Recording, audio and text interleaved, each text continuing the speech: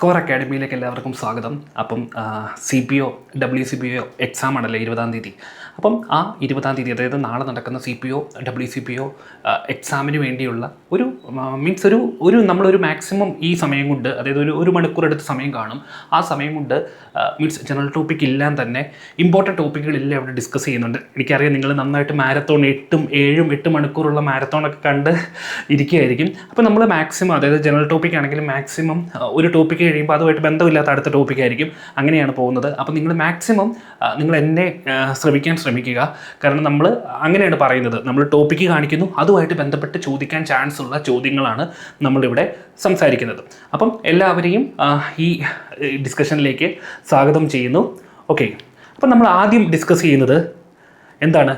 Planning commission അല്ലേ. Planning കമ്മീഷനെ പറ്റിയാണ് ആദ്യം നമ്മൾ ഇവിടെ സംസാരിക്കുന്നത്. ഈ പ്ലാനിംഗ് കമ്മീഷൻ എന്ന് പറഞ്ഞാൽ 1950 മാർച്ച് 15 പ്ലാനിംഗ് കമ്മീഷൻ ഫോം ചെയ്യുന്നത് അല്ലേ.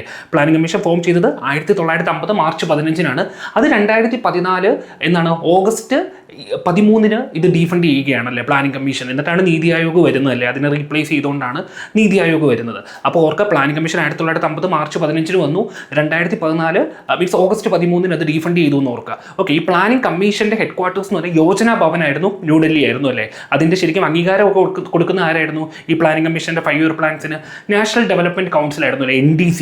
ഈ നാഷണൽ ഡെവലപ്മെൻറ്റ് കൗൺസിൽ എന്നാ വന്നതെന്ന് ചോദിച്ചാൽ 1952 ഓർക്കുക. ഓക്കെ, ശരിക്കും പ്ലാനിംഗ് കമ്മീഷൻ ഡീഫണ്ട് ചെയ്തെങ്കിലും ഈ നാഷണൽ ഡെവലപ്മെൻറ്റ് കൗൺസിൽ ഇതുവരെ ഡീഫണ്ട് ചെയ്തിട്ടില്ല. അത് ചെയർ ചെയ്യുന്നത് പ്രൈം മിനിസ്റ്റർ തന്നെയായിരുന്നു.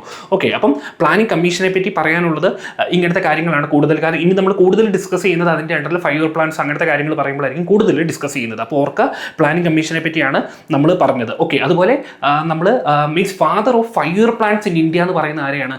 ജവഹർലാൽ നെഹ്റുവിനെയാണല്ലേ father of 5 year plans in India എന്ന് പറയുന്നത്. അതുപോലെ father of means architect of Indian planning എന്ന് പറയുന്നത് PC മഹലനോബിസിനെ ആയിരുന്നു അല്ലേ. പ്രസന്റ് ചന്ദ്ര മഹലനോബിസിനെയാണ് means architect of Indian planning എന്ന് പറയുന്നത്. ഈ PC മഹലനോബിസിന്റെ ജന്മദിനമായ ജൂൺ 29 നമ്മൾ എന്തായിട്ട് സെലിബ്രേറ്റ് ചെയ്യുന്നത്? നാഷണൽ സ്റ്റാറ്റിസ്റ്റിക്സ് ഡേ ആയിട്ട് സെലിബ്രേറ്റ് ചെയ്യുന്നത് അല്ലേ. PC മഹലനോബിസിന്റെ ജന്മദിനമായ ജൂൺ 29 ആണല്ലേ. അതുപോലെ ഈ PC Mahalanobis Indian statistical institute 1931 എവിടെയാണ് തുടങ്ങിയത്? അത് കൊൽക്കത്ത വെസ്റ്റ് ബംഗാളിലാണ് സ്റ്റാർട്ട് ചെയ്തതെന്ന് ഓർക്കുക. കൊൽക്കത്ത വെസ്റ്റ് ബംഗാളിലാണ് തുടങ്ങിയത്. അതുപോലെ സംഖ്യ എന്ന് പറഞ്ഞ ജേണലൊക്കെ ഈ പ്രസന്റ് ചന്ദ്ര മഹലനോബിസ് എന്ന PC മഹലനോബിസ് സ്റ്റാർട്ട് ചെയ്തിട്ടുണ്ടെന്ന് ഓർക്കുക. അപ്പം പ്ലാനിംഗ് കമ്മീഷനുമായിട്ട് ബന്ധപ്പെട്ട ബേസിക് കാര്യങ്ങൾ നമ്മൾ പറഞ്ഞു. ഇനി പറയുന്നത് നീതി ആയോഗാണ്. കാരണം പ്ലാനിംഗ് കമ്മീഷനും 5 ഇയർ പ്ലാൻസ് ഒക്കെ റീപ്ലേസ് ചെയ്ത് മാറിയെങ്കിലും കൂടുതലും അത് ഇപ്പോഴും PSC അത് ചോദിക്കുന്നുണ്ടല്ലേ. അപ്പം നമ്മൾ ഇനി അടുത്തത് പറയുന്നത് നീതി ആയോഗിനെയാണ്. അതായത് പ്ലാനിംഗ് കമ്മീഷനെ റീപ്ലേസ് ചെയ്ത് 2015 ജാനുവരി 1 നിലവിൽ വന്ന നീതി ആയോഗിനെ പറ്റിയാണ്. എന്താണ് നീതി ആയോഗിൻ്റെ പൂർണ്ണ രൂപം? National institution for transforming India ആണ്. 4 ആണ്, ഓഫ് അല്ല. National institution for transforming India എന്നാണ് നീതി ആയോഗിൻ്റെ പൂർണ്ണ രൂപം. അപ്പോൾ നീതി ആയോഗ് 2015 ജാനുവരി 1 വന്നു അല്ലേ. ഈ 2015 ജാനുവരി 1 വന്നപ്പോൾ നീതി ആയോഗിൻ്റെ ചെയർമാൻ ആരായിരുന്നു? നരേന്ദ്രമോദിയാണല്ലേ. നരേന്ദ്രമോദിയാണ് ഇന്ത്യയുടെ 14ാമത്തെ പ്രധാനമന്ത്രിയായ നരേന്ദ്രമോദിയാണ് നീതി ആയോഗിൻ്റെ ചെയർമാൻ എന്ന് ഓർക്കുക. അദ്ദേഹമാണ് ഇപ്പോഴും നീതി ആയോഗിൻ്റെ ചെയർമാൻ. അപ്പം നീതി ആയോഗ് വന്നപ്പം മുതൽ അതിൻ്റെ ചെയർമാൻ എന്ന് പറഞ്ഞാൽ നരേന്ദ്രമോദിയാണെന്ന് ഓർക്കുക. അതേസമയത്ത് നീതി ആയോഗ് വന്നപ്പം അതിൻ്റെ വൈസ് ചെയർമാൻ എന്ന് പറഞ്ഞാൽ ആരായിരുന്നു? അരവിന്ദ് പനാഗിരി ആയിരുന്നു അല്ലേ. അരവിന്ദ് പനാഗിരിയാണ്. അരവിന്ദ് പനാഗിരിയ ഇപ്പം ഇന്ത്യയുടെ ആരാണ്? ഇന്ത്യയുടെ 16ാമത്തെ ഫിനാൻസ് കമ്മീഷന്റെ ചെയർമാൻ ആണെന്ന് ഓർക്കുക. അപ്പം നീതി ആയോഗിൻ്റെ ആദ്യത്തെ വൈസ് ചെയർമാൻ അരവിന്ദ് പനാഗിരിയാണെന്ന് ഓർക്കുക. അതുപോലെ ആദ്യത്തെ CEO ആരാണ് നീതി ആയോഗിൻ്റെ? സിന്ധുശ്രീ കുള്ളാറാണ് ആദ്യത്തെ CEO എന്ന് ഓർക്കുക നീതി ആയോഗിൻ്റെ. ഓക്കെ, നീതി ആയോഗ് ഒരു സ്റ്റാറ്റ്യൂട്ടറി ബോഡിയാണോ? അല്ല. നീതി ആയോഗ് ഒരു സ്റ്റാറ്റ്യൂട്ടറി ബോഡി അല്ല, കോൺസ്റ്റിറ്റ്യൂഷണൽ ബോഡി അല്ലെന്ന് ഓർക്കുക. ഓക്കെ, അതും അല്ല. പിന്നെ നീതി ആയോഗിൻ്റെ നിലവിലെ സാഹചര്യം പറയുകയാണെങ്കിൽ നിലവിലെ ചെയർമാൻ ആരാണ്? നിലവിലെ ചെയർമാനും ആദ്യത്തെ ചെയർമാനും എല്ലാം നരേന്ദ്രമോദിയാണെന്ന് ഓർക്കുക. അതുപോലെ നിലവിലെ വൈസ് ചെയർമാൻ ആരാണ്? സുമൻബറി ആയിരുന്നു. സുമൻബറി മാറി ഇപ്പോൾ ആര് വന്നു? അശോക് കുമാർ ലാഹിരിയാണ് ഇപ്പോഴത്തെ വൈസ് ചെയർമാൻ എന്ന് ഓർക്കുക. അപ്പോൾ നീതി ആയോഗിൻ്റെ ഇപ്പോഴത്തെ വൈസ് ചെയർമാൻ അശോക് കുമാർ ലാഹിരിയാണെന്ന് ഓർക്കുക. അതുപോലെ നീതി ആയോഗിൻ്റെ CEO BVR സുബ്രഹ്മണ്യം ആയിരുന്നു. അദ്ദേഹം മാറിയിട്ട് ഇപ്പോൾ ആരാണ് വന്നത്? നിധി ചിബ്രിയ എന്ന് പറഞ്ഞ ലേഡിയാണ് മീൻസ് നീതി ആയോഗിൻ്റെ ഇപ്പോഴത്തെ CEO എന്ന് ഓർക്കുക. അപ്പോൾ ഒരു ചോദ്യം ചോദിക്കുകയാണ്, നിധി ചിബ്രിയാണ് നീതി ആയോഗിൻ്റെ CEO ആയ ആദ്യത്തെ വനിത എന്ന് പറഞ്ഞാൽ ആണോ? അല്ല. നീതി ആയോഗിൻ്റെ ആദ്യത്തെ CEO ഒരു വനിതയായിരുന്നു അല്ലേ, സിന്ധുശ്രീ കുള്ളാറായിരുന്നു. ഓക്കെ, അപ്പോൾ ഇതാണ് നീതി ആയോഗമായിട്ട് ബന്ധപ്പെട്ട ബേസിക് ബേസിക് കാര്യങ്ങൾ നമുക്ക് പറയാനുള്ളത്. ഓക്കെ, അപ്പം നീതി ആയോഗ് എന്തിനെ റീപ്ലേസ് ചെയ്താണ് വന്നത്? പ്ലാനിംഗ് കമ്മീഷനെ റീപ്ലേസ് ചെയ്താണല്ലേ വന്നത്. ഓക്കെ, പ്ലാനിംഗ് കമ്മീഷൻ വന്നത് 1950 മാർച്ച് 15 ഓർക്കുക. നീതി ആയോഗ് വന്നത് 2015 ജാനുവരി 1 ആണെന്നും ഓർക്കുക. ഓക്കെ, അതുപോലെ നീതി ആയോഗ് കുറേയേറെ റിപ്പോർട്ടുകളൊക്കെ ഇറക്കുന്നുണ്ട്. ഫിസിക്കൽ ഹെൽത്ത് ഇൻഡെക്സ് അങ്ങനെ 2025 തുടങ്ങിയതാണ്. അത് നമ്മുടെ ഈ എക്സാമിന് അത്ര ഇമ്പോർട്ടൻ്റ് അല്ല, അതുകൊണ്ട് അത് പറയുന്നില്ല. ഓക്കെ, അപ്പോൾ നമുക്ക് അടുത്ത ടോപ്പിക്കിലേക്ക് പോകാം. അടുത്തത് പഞ്ചവത്സര പദ്ധതികളെ പറ്റിയാണ് പറയുന്നത്. ഓക്കെ, ഇത് മൂന്നും ഒരുമിച്ച് കണക്ട് ചെയ്ത് പറയാം, അതുകൊണ്ടാണ് ഞാൻ ഇത് മൂന്നും ആദ്യം തന്നെ പറയുന്നത്. അപ്പോൾ പഞ്ചവത്സര പദ്ധതികൾ എന്ന് പറഞ്ഞാൽ ഇന്ത്യയിൽ ഇതുവരെ എത്ര പഞ്ചവത്സര പദ്ധതികൾ ഉണ്ടായിട്ടുണ്ട്? ഇന്ത്യയിൽ ഇതുവരെ എത്രയാണ്? 12 പഞ്ചവത്സര പദ്ധതികൾ ഉണ്ടായിട്ടുണ്ടല്ലേ. ഒന്നാമത്തെ പഞ്ചവത്സര പദ്ധതിയുടെ 5 ഇയർ പ്ലാന്റ് പീരീഡ് എപ്പോഴാണ്? 1951 തൊട്ട് 1956 വരെയാണ്. കറക്റ്റായിട്ട് പറഞ്ഞാൽ 1951 എന്നാണ്. ഏപ്രിൽ 1 തുടങ്ങി മാർച്ച് 31 വരെയായിരുന്നു അല്ലേ 1956. അത് ഏത് മോഡലായിരുന്നു എന്ന് ചോദിച്ചാൽ first 5 year plan Harrod Domar മോഡലായിരുന്നു അല്ലേ. ഹരോദ് ഡോമർ മോഡലാണ്. അത് കൃഷിക്കായിരുന്നു അതിന് ഇമ്പോർട്ടൻസ് കൊടുത്തതെന്ന് ഓർക്കുക. ഫസ്റ്റ് 5 ഇയർ പ്ലാനിന് ഇമ്പോർട്ടൻസ് കൊടുത്തത് കൃഷിക്കായിരുന്നു അല്ലേ. കൃഷിക്കായിരുന്നു ഇമ്പോർട്ടൻസ് കൊടുത്തത്. അതുപോലെ ഫസ്റ്റ് 5 ഇയർ പ്ലാൻ, അതായത് ഫസ്റ്റ് പ്ലാനിംഗ് കമ്മീഷൻ ശരിക്കും ചെയർ ചെയ്തത് ആരായിരുന്നു? ജവഹർലാൽ നെഹ്റു ആയിരുന്നു അല്ലേ. പ്രൈം മിനിസ്റ്റർ ആണ് ചെയർ ചെയ്യുന്നത് എപ്പോഴും. അത് ജവഹർലാൽ നെഹ്റു ആയിരുന്നു. അതിൻ്റെ ഡെപ്യൂട്ടി ചെയർമാൻ ആരായിരുന്നു? ഗുൽസാരിലാൽ നന്ദ ആയിരുന്നു എന്ന് ഓർക്കുക. ഗുൽസാരിലാൽ നന്ദ ആയിരുന്നു അതിൻ്റെ ഡെപ്യൂട്ടി ചെയർമാൻ എന്ന് ഓർക്കുക. അതുപോലെ രണ്ടാമത്തെ 5 ഇയർ പ്ലാൻ മീൻസ് ഏത് മോഡലായിരുന്നു? അത് മഹലനോബിസ് മോഡലല്ലേ. PC മഹലനോബിസ്, പ്രസന്നചന്ദ്ര മഹലനോബിസ് എന്ന് പറഞ്ഞ് ഇന്ത്യൻ സ്റ്റാറ്റിസ്റ്റിക്സിൻ്റെ ഒക്കെ പിതാവായ PC മഹലനോബിസിൻ്റെ മോഡലായിരുന്നു സെക്കൻഡ് 5 ഇയർ പ്ലാൻ. അതിൽ ഇൻഡസ്ട്രീസിനൊക്കെ ആയിരുന്നു അല്ലേ ഇമ്പോർട്ടൻറ്റ് കൊടുത്തത്. അത് 1950 മീൻസ് 6 മുതൽ 61 വരെയായിരുന്നു അതിൻ്റെ പീരീഡ് അല്ലേ. അതിൻ്റെ പീരീഡ് ആ പീരീഡ് ആയിരുന്നു. ഓക്കെ, അതുപോലെ ഇനി പലതും ഉണ്ടല്ലേ. ഇപ്പോൾ ഗരീബി ഹട്ടാവോ, ദാരിദ്ര്യത്തെ തുടച്ചു നീക്കുക, ഇതൊക്കെ ഏത് 5 ഇയർ പ്ലാനിലായിരുന്നു പറഞ്ഞത്? 5th 5 ഇയർ പ്ലാനിലായിരുന്നു അല്ലേ. 5th 5 ഇയർ പ്ലാൻ എന്ന് പറഞ്ഞാൽ 1974 മുതൽ 79 വരെയുള്ളായിരുന്നു. അതിൽ തന്നെയായിരുന്നു ഇരുപതിന പരിപാടി. പരിപാടി എന്ന് പറഞ്ഞാൽ ഇതിലെ ഇന്ദിരാഗാന്ധിയുടെ സമയത്തുള്ളായിരുന്നു. ദാരിദ്ര്യത്തെയൊക്കെ തുടച്ചു നീക്കാൻ വേണ്ടിയുള്ള സംഭവമായിരുന്നു. അപ്പോൾ ഗരീബി ഹട്ടാവോ, ഇരുപതിന പരിപാടി, ഇതെല്ലാം 5th 5 ഇയർ പ്ലാനിലാണ് ഓർക്കുക. ഓക്കെ, അതേസമയത്ത് ഗാഡ്ഗിൽ യോജന എന്നറിയപ്പെടുന്ന 5 ഇയർ പ്ലാൻ ഏതായിരുന്നു? 3rd 5 ഇയർ പ്ലാൻ ആയിരുന്നു അല്ലേ. ഇതേ 3rd 5 ഇയർ പ്ലാനിലാണ് ഗ്രീൻ റെവല്യൂഷൻ വരുന്നത്. ഗ്രീൻ റെവല്യൂഷൻ വരുന്ന 5 ഇയർ പ്ലാൻ ഏതാണെന്ന് ചോദിച്ചാൽ 3rd 5 ഇയർ പ്ലാൻ ആണെന്ന് ഓർക്കുക. ഗ്രീൻ റെവല്യൂഷൻ വന്നത് 3rd 5 ഇയർ പ്ലാൻ ആണെന്ന് ഓർക്കുക. അതുപോലെ LPG റിഫോംസ് ഉണ്ട്, ലിബറലൈസേഷൻ, പ്രൈവറ്റൈസേഷൻ, ഗ്ലോബലൈസേഷൻ, ഇത് നടപ്പിൽ വരുന്നത് 8th 5 ഇയർ പ്ലാനിലാണെന്ന് ഓർക്കുക. LPG റിഫോംസ് PV നരസിംഹറാവുവിൻ്റെ സമയത്ത് വന്നതല്ലേ. അത് നടപ്പിലായത് മീൻസ് 8th 5 ഇയർ പ്ലാനിലാണെന്ന് ഓർക്കുക. അതുപോലെ പീപ്പിൾസ് പ്ലാനിംഗ് എന്ന് പറയുന്നത് ഏത് 5 ഇയർ പ്ലാനിലായിരുന്നു? അത് 9ാമത്തെ 5 ഇയർ പ്ലാനിലായിരുന്നു അല്ലേ. 9ാമത്തെ 5 ഇയർ പ്ലാനിലായിരുന്നു പീപ്പിൾസ് പ്ലാനിംഗ് എന്ന് പറയുന്നത്. അവസാനത്തെ 5 ഇയർ പ്ലാൻ ഏതായിരുന്നു? അത് 12ാമത്തെ 5 ഇയർ പ്ലാൻ ആയിരുന്നു. അത് 2012 മുതൽ 17 വരെയായിരുന്നു അതിൻ്റെ പീരീഡ് അല്ലേ. 12ാമത്തെ 5 ഇയർ പ്ലാനിൻ്റെ പീരീഡ് 2012 മുതൽ 17 വരെയായിരുന്നു. ഈ അവസാനത്തെ, അതായത് 12ാമത്തെ 5 ഇയർ പ്ലാൻ ചെയർ ചെയ്തതാരായിരുന്നു? മൻമോഹൻ സിംഗ് ആയിരുന്നു അല്ലേ. അതിൻ്റെ ഡെപ്യൂട്ടി ചെയർമാൻ എന്ന് പറഞ്ഞാൽ ആരായിരുന്നു? മൊണ്ടൻ സിംഗ് അലിവാലി ആയിരുന്നു അല്ലേ. ഡെപ്യൂട്ടി ചെയർമാൻ മൊണ്ടൻ സിംഗ് അലിവാലി ആയിരുന്നു എന്ന് ഓർക്കുക. അതിൻ്റെ ഗ്രോത്ത് നമ്മൾ ടാർഗറ്റ് ചെയ്തത് 9 ആയിരുന്നു. പിന്നെ അത് ലേറ്റർ റിവൈസ് ചെയ്തിട്ട് 8 ആക്കിയിട്ട് കുറയ്ക്കുകയൊക്കെ ചെയ്തായിരുന്നു ഗ്രോത്ത് എന്ന് പറയുന്നത്. അതുപോലെ സസ്റ്റൈനബിൾ ഡെവലപ്മെൻറ്റും ഒക്കെ ആയിട്ട് ബന്ധപ്പെട്ട തീമായിരുന്നു. അതിൻ്റെ സുസ്ഥിര വികസനമൊക്കെ ആയിട്ട് ബന്ധപ്പെട്ട തീമായിരുന്നു 12ാമത്തെ 5 ഇയർ പ്ലാൻ എന്ന് ഓർക്കുക. അപ്പം 12 5 ഇയർ പ്ലാനോട് കൂടി ഇന്ത്യയിലെ 5 ഇയർ പ്ലാൻ അവസാനിച്ചു അല്ലേ. പക്ഷേ എങ്കിലും കേരളം പോലത്തെ സ്റ്റേറ്റുകൾ, കേരളമൊക്കെ 5 ഇയർ പ്ലാൻ കണ്ടിന്യൂ ചെയ്തു. ഇപ്പം കേരളത്തിൽ നടന്നുകൊണ്ടിരിക്കുന്ന 5 ഇയർ പ്ലാൻ ഏതാണെന്ന് ചോദിച്ചാൽ 14ാമത്തെ 5 ഇയർ പ്ലാൻ ആണ് കേരളത്തിൽ നടക്കുന്നത്. അതായത് മീൻസ് 2022 to 27 എന്ന് പറഞ്ഞാൽ 14ാമത്തെ 5 ഇയർ പ്ലാൻ ആണ് കേരളത്തിൽ നടക്കുന്നത്. അപ്പോൾ ഇന്ത്യയിൽ 12ാമത്തെ 5 ഇയർ പ്ലാനോട് കൂടി 5 ഇയർ പ്ലാൻ അവസാനിച്ചു എന്ന് ഓർക്കുക. ഓക്കെ, അപ്പം ഇതൊക്കെയാണ് 5 ഇയർ പ്ലാൻസുമായിട്ട് ബന്ധപ്പെട്ടും ഇമ്പോർട്ടൻറ്റ് കാര്യങ്ങൾ നമുക്ക് പറയാനുള്ളത്. നമുക്ക് ഒരുപാട് ടോപ്പിക്സ് പറയാനുണ്ട്. അപ്പോൾ നമ്മൾ മേജർ ഇമ്പോർട്ടൻ്റ് ആയ കാര്യങ്ങളാണ് നമ്മൾ പറയുന്നത്. മാക്സിമം നിങ്ങൾ ഇതൊരു റിവിഷൻ ആയിട്ട് എടുക്കുക. ഓക്കെ, അപ്പോൾ നമ്മൾ പ്ലാനിംഗ് കമ്മീഷൻ, നീതി ആയോഗ്, പഞ്ചവത്സര പദ്ധതികളൊക്കെ പറഞ്ഞു അല്ലേ. ഇനി പറയുന്നത് ഐക്യരാഷ്ട്ര സംഘടനയെ പറ്റിയാണ്, യുണൈറ്റഡ് നേഷൻസിനെ പറ്റിയാണ്, UN പറ്റിയാണ് പറയുന്നത്. ഓക്കെ, UN എന്നാണ് വന്നത്?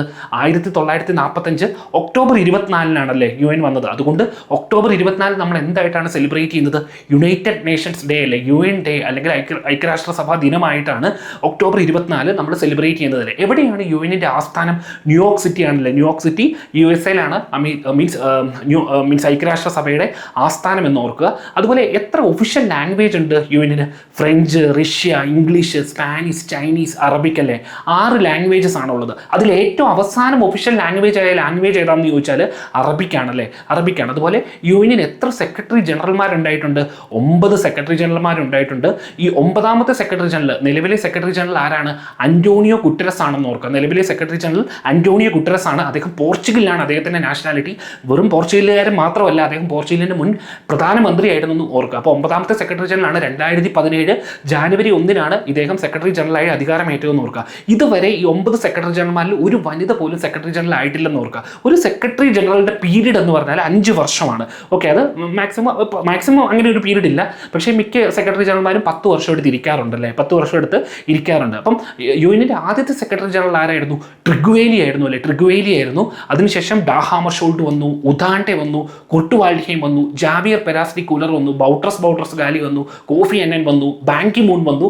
ഇപ്പോൾ ഇത് അന്റോണിയോ ഗുട്ടറസ് 2017 ജനുവരി 1 വന്നു. ഓക്കെ, അപ്പോൾ 9 പേര് വന്നിട്ടുണ്ടെന്ന് ഓർക്കുക. ആദ്യത്തെ സെക്രട്ടറി ജനറൽ നോർവേക്കാരനായ ട്രിഗ്വേലി ആയിരുന്നു. അതേസമയത്ത് ഏഷ്യക്കാരനായ ആദ്യത്തെ സെക്രട്ടറി ജനറൽ ആരാന്ന് ചോദിച്ചാൽ ഉദാണ്ടെ ആയിരുന്നു. ബർമ അല്ലെങ്കിൽ മ്യാൻമറുകാരനായിരുന്നു ഈ ഉദാണ്ടെ എന്ന് പറയുന്നത്, ഏഷ്യക്കാരനായ ആദ്യത്തെ സെക്രട്ടറി ജനറൽ. അതേസമയത്ത് ആഫ്രിക്കക്കാരനായ ആദ്യത്തെ സെക്രട്ടറി ജനറൽ ആരാന്ന് ചോദിച്ചാൽ ബൗട്രസ് ഗാലി ആയിരുന്നു ആഫ്രിക്കക്കാരനായ സെക്രട്ടറി ജനറൽ. നമുക്ക് ചിലപ്പോൾ സംശയം വരും കോഫി അന്നൻ ആണോ എന്നല്ല, ബൗട്രസ് ഗാലി ആയിരുന്നു.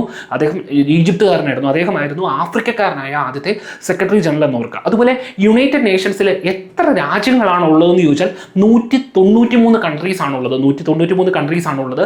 അതിൽ 193ാമത്തെ മെമ്പർ, അവസാന മെമ്പർ ആയത് 2011 സൗത്ത് സുഡാൻ ആയിരുന്നു. അവസാന മെമ്പറായ കൺട്രി സൗത്ത് സുഡാൻ ആയിരുന്നു യുണൈറ്റഡ് നേഷൻസിൽ അവസാന മെമ്പറായ കൺട്രി. അതുപോലെ 2 ഒബ്സർവേഴ്സ് ഉണ്ട് യുണൈറ്റഡ് നേഷൻസിൽ. ആരൊക്കെയാണ് ഒബ്സർവേഴ്സ്? വത്തിക്കാനും പലസ്തീനുമാണ് ആ 2 ഒബ്സർവേഴ്സ് എന്ന് ഓർക്കുക, യുണൈറ്റഡ് നേഷൻസിലെ ഒബ്സർവേഴ്സ്. അതുപോലെ യുഎന്നിൻ്റെ സെക്യൂരിറ്റി കൗൺസിൽ ഉണ്ടല്ലേ, യുണൈറ്റഡ് നേഷൻസിൻ്റെ സെക്യൂരിറ്റി കൗൺസിൽ ഉണ്ടല്ലേ, സെക്യൂരിറ്റി കൗൺസിൽ 15 രാജ്യങ്ങളാണുള്ളത്. അതിൽ 5 പെർമനന്റ് മെമ്പേഴ്സ് ഉണ്ട്, പിന്നെ 10 നോൺ പെർമനന്റ് മെമ്പേഴ്സുമാണ് യുഎന്നിൻ്റെ സെക്യൂരിറ്റി കൗൺസിൽ ഉള്ളതല്ലേ. യുഎന്നിൻ്റെ സെക്യൂരിറ്റി കൗൺസിലിൽ 2 വർഷത്തേക്കാണ് നോൺ പെർമനന്റ് മെമ്പർ ആവുന്നത്. അതായത് 1 വർഷം 5 പേര് എന്നുള്ള രീതിയിലായിരിക്കും വരുന്നത് ഈ നോൺ പെർമനന്റ് മെമ്പർ വരുന്നത്. ഇത്തവണ ഒരു റെക്കോർഡ് ഉണ്ടായിരുന്നു.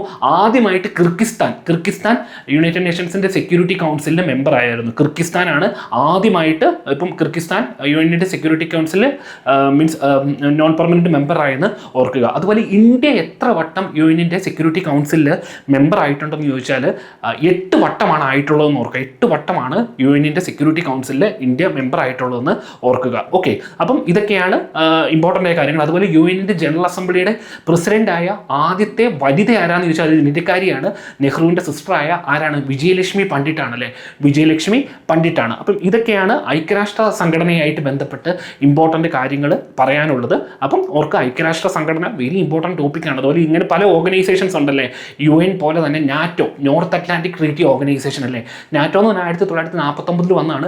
ബ്രസൽസ് ബെൽജിയമാണ് നാറ്റോയുടെ ഹെഡ് ക്വാർട്ടേഴ്സ് എന്ന് ഓർക്കുക. ബ്രസൽസ് ബെൽജിയമാണ് നാറ്റോയുടെ ഹെഡ് ക്വാർട്ടേഴ്സ് എന്ന് ഓർക്കുക. നാറ്റോയും ഒരു ഇമ്പോർട്ടൻറ്റ് ടോപ്പിക്കാണ്. അതുപോലെ തന്നെ യൂറോപ്യൻ യൂണിയൻ വെരി ഇമ്പോർട്ടൻ്റ് ആണ്. കാരണം എന്താ, യൂറോപ്യൻ യൂണിയൻ്റെ നമ്മുടെ 77ാമത്തെ റിപ്പബ്ലിക് ഡേ പരേഡിൽ, അതായത് 2026 നടന്ന 77ാമത്തെ റിപ്പബ്ലിക് ഡേ പരേഡിൽ ഗസ്റ്റായിട്ട് വന്നത് യൂറോപ്യൻ കൗൺസിലിൻ്റെ പ്രസിഡന്റായ അന്റോണിയോ കോസ്റ്റയും യൂറോപ്യൻ കമ്മീഷൻ്റെ പ്രസിഡന്റായ ഉർസുല വോൺ ഡർ ലെയനും ആയിരുന്നു. അത് ആദ്യമായിട്ടാണ് യൂറോപ്യൻ യൂണിയൻ പ്രതിനിധികൾ ഇന്ത്യയുടെ റിപ്പബ്ലിക് ഡേ പരേഡിൽ ഗസ്റ്റായിട്ട് വരുന്നത്. ഓക്കെ, അപ്പം അതുകൊണ്ട് തന്നെ അത് വെരി ഇമ്പോർട്ടൻ്റ് ആണ്. അപ്പം യൂറോപ്യൻ യൂണിയൻ്റെ ഹെഡ് ക്വാർട്ടേഴ്സ് എവിടെയാണെന്ന് ചോദിച്ചാൽ ബ്രസൽസ്, ബെൽജിയം. അപ്പോൾ യൂറോപ്യൻ യൂണിയൻ്റെയും നാറ്റോയുടെയും നോർത്ത് അറ്റ്ലാന്റിക് ട്രീറ്റി ഓർഗനൈസേഷൻ്റെ ഹെഡ് ക്വാർട്ടേഴ്സ് ബ്രസൽസ് ബെൽജിയം ആണെന്ന് ഓർക്കുക. പിന്നെ യൂറോപ്യൻ യൂണിയനിൽ 27 മെമ്പേഴ്സ് ആണുള്ളത്. ശരിക്കും 28 ഉണ്ടായിരുന്നു.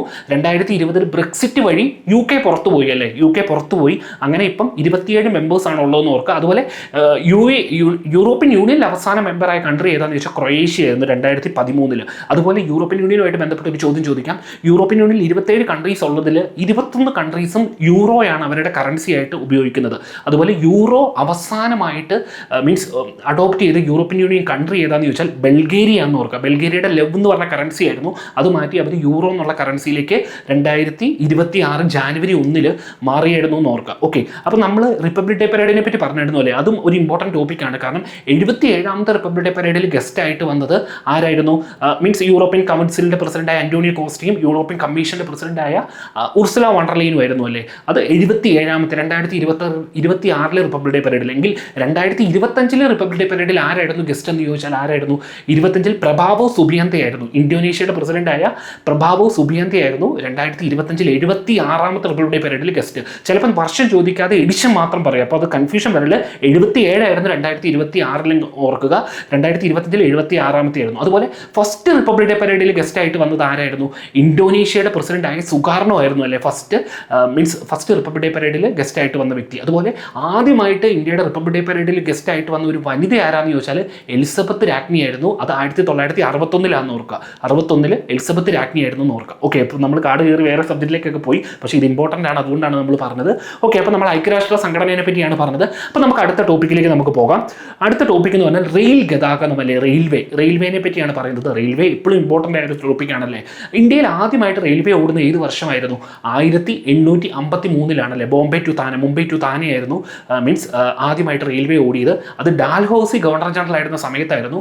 അതുകൊണ്ട് തന്നെ ഡാൽഹൌസിനെ നമ്മൾ എന്തായിട്ടാണ് പറയുന്നത്? ഫാദർ ഓഫ് ഇന്ത്യൻ റെയിൽവേ എന്നാണ് ഡാൽഹൌസിനെ വിശേഷിപ്പിക്കുന്നത് അല്ലേ. അതുപോലെ കേരളത്തിൽ ആദ്യമായിട്ട് റെയിൽവേ ഓടുന്നത് എന്നായിരുന്നു?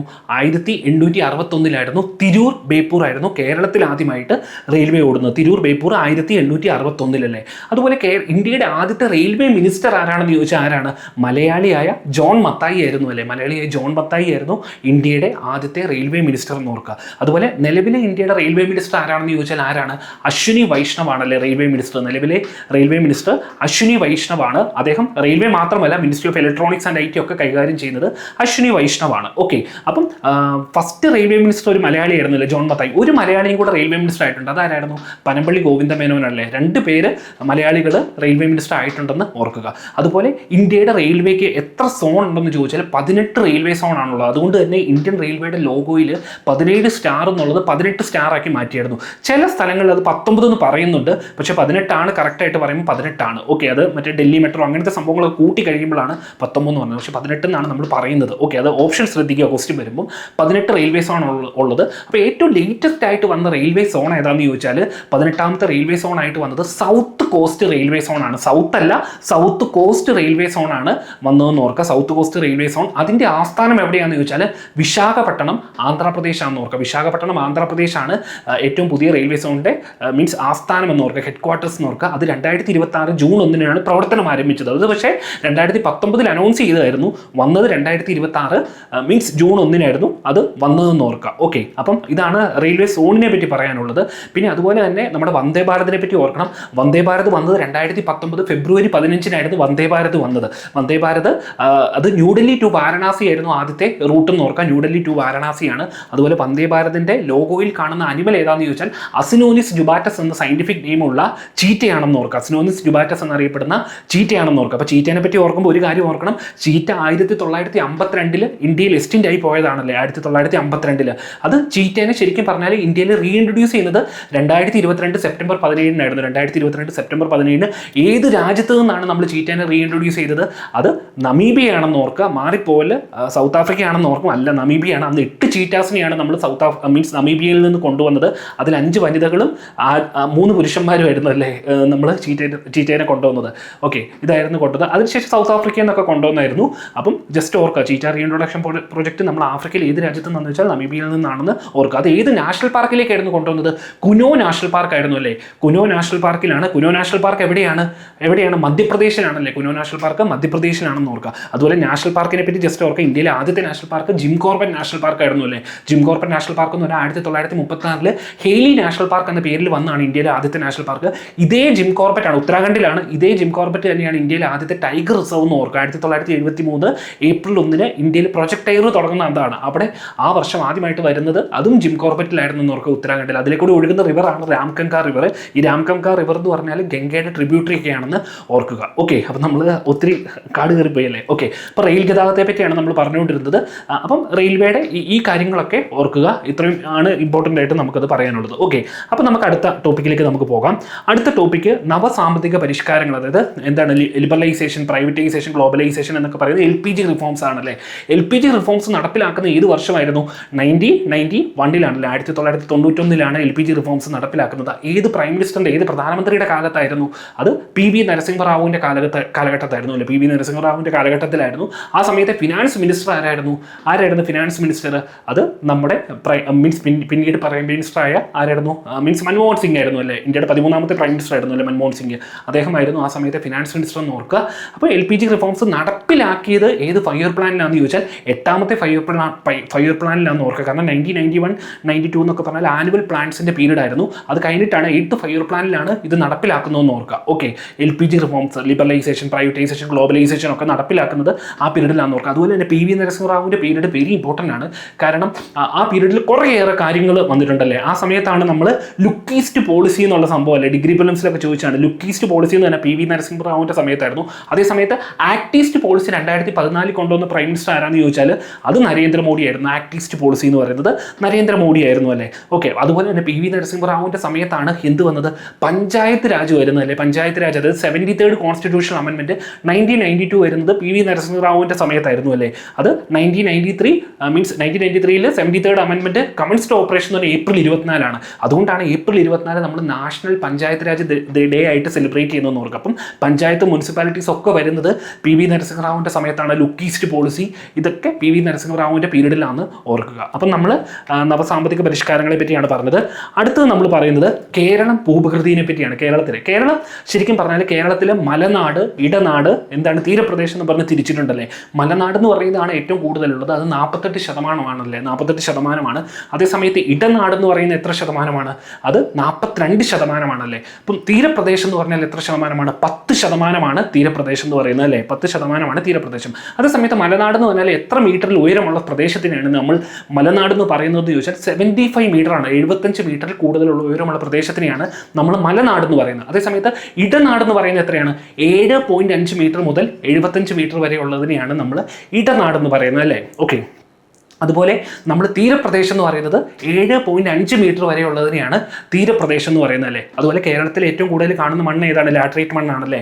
ഓക്കെ, ചെങ്കൽ മണ്ണാണ്. അതുപോലെ ഇന്ത്യയിൽ ഏറ്റവും കൂടുതൽ കാണുന്ന മണ്ണ് ഏതാ, അലൂവിയൽ സോയിൽ അല്ലെങ്കിൽ ഏക്കൽ മണ്ണാണല്ലേ. അലൂവിയൽ സോയിൽ അല്ലെങ്കിൽ ഏക്കൽ മണ്ണാണ് ഇന്ത്യയിൽ ഏറ്റവും കൂടുതൽ കാണുന്ന സോയിൽ അല്ലേ. ഏകദേശം 40% കാണുന്നത് ഏക്കൽ മണ്ണാണ് ഇന്ത്യയിൽ. ഓക്കെ, അപ്പം കേരളത്തിൻ്റെ ഭൂപ്രകൃതിയുമായിട്ട് ഇതൊക്കെയാണ് ഇമ്പോർട്ടൻ്റ് ആയിട്ട് പറയാനുള്ളത്. അതുപോലെ കേരളത്തിൽ ഒരു കാര്യം ഓർക്കണം, കേരളത്തിൽ ശരിക്കും 14 ജില്ലകൾ ഉണ്ടല്ലോ. ഈ 14 ജില്ലയിൽ ഏറ്റവും കോസ്റ്റ് ഷെയർ ചെയ്യുന്ന കോസ്റ്റൽ ഡിസ്ട്രിക്റ്റുകൾ ഏതൊക്കെയാണ്, 9 ഡിസ്ട്രിക്റ്റുകളാണല്ലേ. അതുപോലെ ഇന്ത്യയിലും എത്ര കോസ്റ്റൽ സ്റ്റേറ്റുകളാണ് ഉള്ളതെന്ന് ചോദിച്ചാൽ 9 എണ്ണമാണെന്ന് ഓർക്കുക.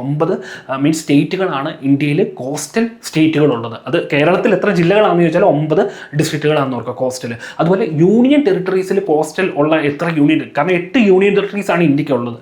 അതിൽ 4 യൂണിയൻ ടെറിട്ടറീസ് കോസ്റ്റൽ ഉണ്ടെന്ന് ഓർക്കുക. അത് ഏതൊക്കെയാണ്, ആൻഡമാൻ നിക്കോബാർ, ലക്ഷദ്വീപ്, പുതുച്ചേരി, പിന്നെ എന്താണ് ദാമൻ ആൻഡ് ദിയു, ദാദ്ര നഗർ ഹവേലി ഉണ്ടല്ലോ, ഇവരൊക്കെയാണ് 4 പേര്. ഓക്കെ, അത് ഓർക്കുക. അതുപോലെ ഏറ്റവും കൂടുതൽ നമ്മുടെ കേരളത്തിൽ മാംഗ്രൂവ്സ് അല്ലെങ്കിൽ കണ്ടൽക്കാട് കാണുന്നത് എവിടെയായിരുന്നു, അത് കണ്ണൂരാണല്ലേ. കണ്ണൂരാണ്. കടൽ തീരവും ഏറ്റവും കൂടുതൽ കാണുന്നത് കണ്ണൂരാണല്ലേ. ഓക്കെ, പിന്നെ എന്തായിരുന്നു കേരളത്തിൽ നമ്മൾ പറയുന്നത്, ഫോറസ്റ്റ് ഏറ്റവും കൂടുതലുള്ളത് കേരളത്തിൽ എവിടെയായിരുന്നു, അത് ഇടുക്കിയിലായിരുന്നു അല്ലേ. ഇടുക്കിയിലാണ് കേരളത്തിൽ ഏറ്റവും കൂടുതൽ ഫോറസ്റ്റ് ഉള്ളത് അല്ലേ. ഓക്കെ, അപ്പോൾ ഇതൊക്കെയാണ് കേരളത്തിൻ്റെ ഭൂപ്രകൃതിയുമായിട്ട് നമുക്ക് പറയാനുള്ളത്. അപ്പോൾ നമുക്ക് അടുത്തതിലേക്ക് പോകാം. അടുത്തത് നമ്മൾ പറയുന്നത് ഹരിത വിപ്ലവത്തെ പറ്റിയാണ്, ഗ്രീൻ റവല്യൂഷനെ പറ്റിയാണ് നമ്മൾ പറയുന്നത്. ഈ ഹരിത വിപ്ലവം അല്ലെങ്കിൽ ഗ്രീൻ റവല്യൂഷൻ എന്നുള്ള വാക്ക് കോയിൻ ചെയ്തത് ആരായിരുന്നു, വില്യം എസ് ഗൗഡ് എന്ന് പറഞ്ഞ ഒരു വ്യക്തിയായിരുന്നു. വില്യം എസ് ഗൗഡ് ആയിരുന്നു ഈ വാക്ക് കോയിൻ ചെയ്തതല്ലേ. ശരിക്കും ഹരിത വിപ്ലവം ശരിക്കും സ്റ്റാർട്ട് ചെയ്യുന്നത് 1940 എവിടെയായിരുന്നു, മെക്സിക്കോയിലായിരുന്നു അല്ലേ. മെക്സിക്കോയിലാണ് സ്റ്റാർട്ട് ചെയ്യുന്നത്. ഹരിത വിപ്ലവത്തിന്റെ പിതാവ് എന്നറിയപ്പെടുന്ന ആരാണ്, നോർമൻ ബോർലോഗ് ആണല്ലേ. നോർമൻ ഏണസ്റ്റ് ബോർലോഗ് എന്ന് പറഞ്ഞ അമേരിക്കക്കാരനാണല്ലേ. ഇദ്ദേഹമാണ് ഹരിത വിപ്ലവത്തിന്റെ പിതാവ് എന്നറിയപ്പെടുന്നത്. ഇദ്ദേഹത്തിന് പീസ് പ്രൈസ് ഒക്കെ കിട്ടിയിട്ടുണ്ട്, സമാധാനത്തിനുള്ള നോബൽ സമ്മാനമൊക്കെ 1970 കിട്ടി. അതുപോലെ 2006 നമ്മൾ പത്മവിഭൂഷൺ നമ്മുടെ രാജ്യം കൊടുത്ത് അംഗീകരിച്ചിരുന്നു അദ്ദേഹത്തിന്, ഈ നോർമൻ ബോർലോഗിനെ. അപ്പോൾ ഓർത്തോണം, നോർമൻ ബോർലോഗ് ആണ് ഫാദർ ഓഫ് ഗ്രീൻ റവല്യൂഷൻ എന്നറിയപ്പെടുന്നത്. ഓക്കെ, അത് ഓർത്തോണം. അതുപോലെ ഇന്ത്യയിലെ ഗ്രീൻ റവല്യൂഷൻ്റെ പിതാവ് എന്നറിയപ്പെടുന്ന ആരാ, father of green revolution in India എന്നറിയപ്പെടുന്നത് MS സ്വാമിനാഥനാണ്. മാങ്കൊമ്പ് സാംബശിവൻ സ്വാമിനാഥൻ എന്ന് പറയുന്ന MS സ്വാമിനാഥനാണെന്ന് ഓർക്കുക.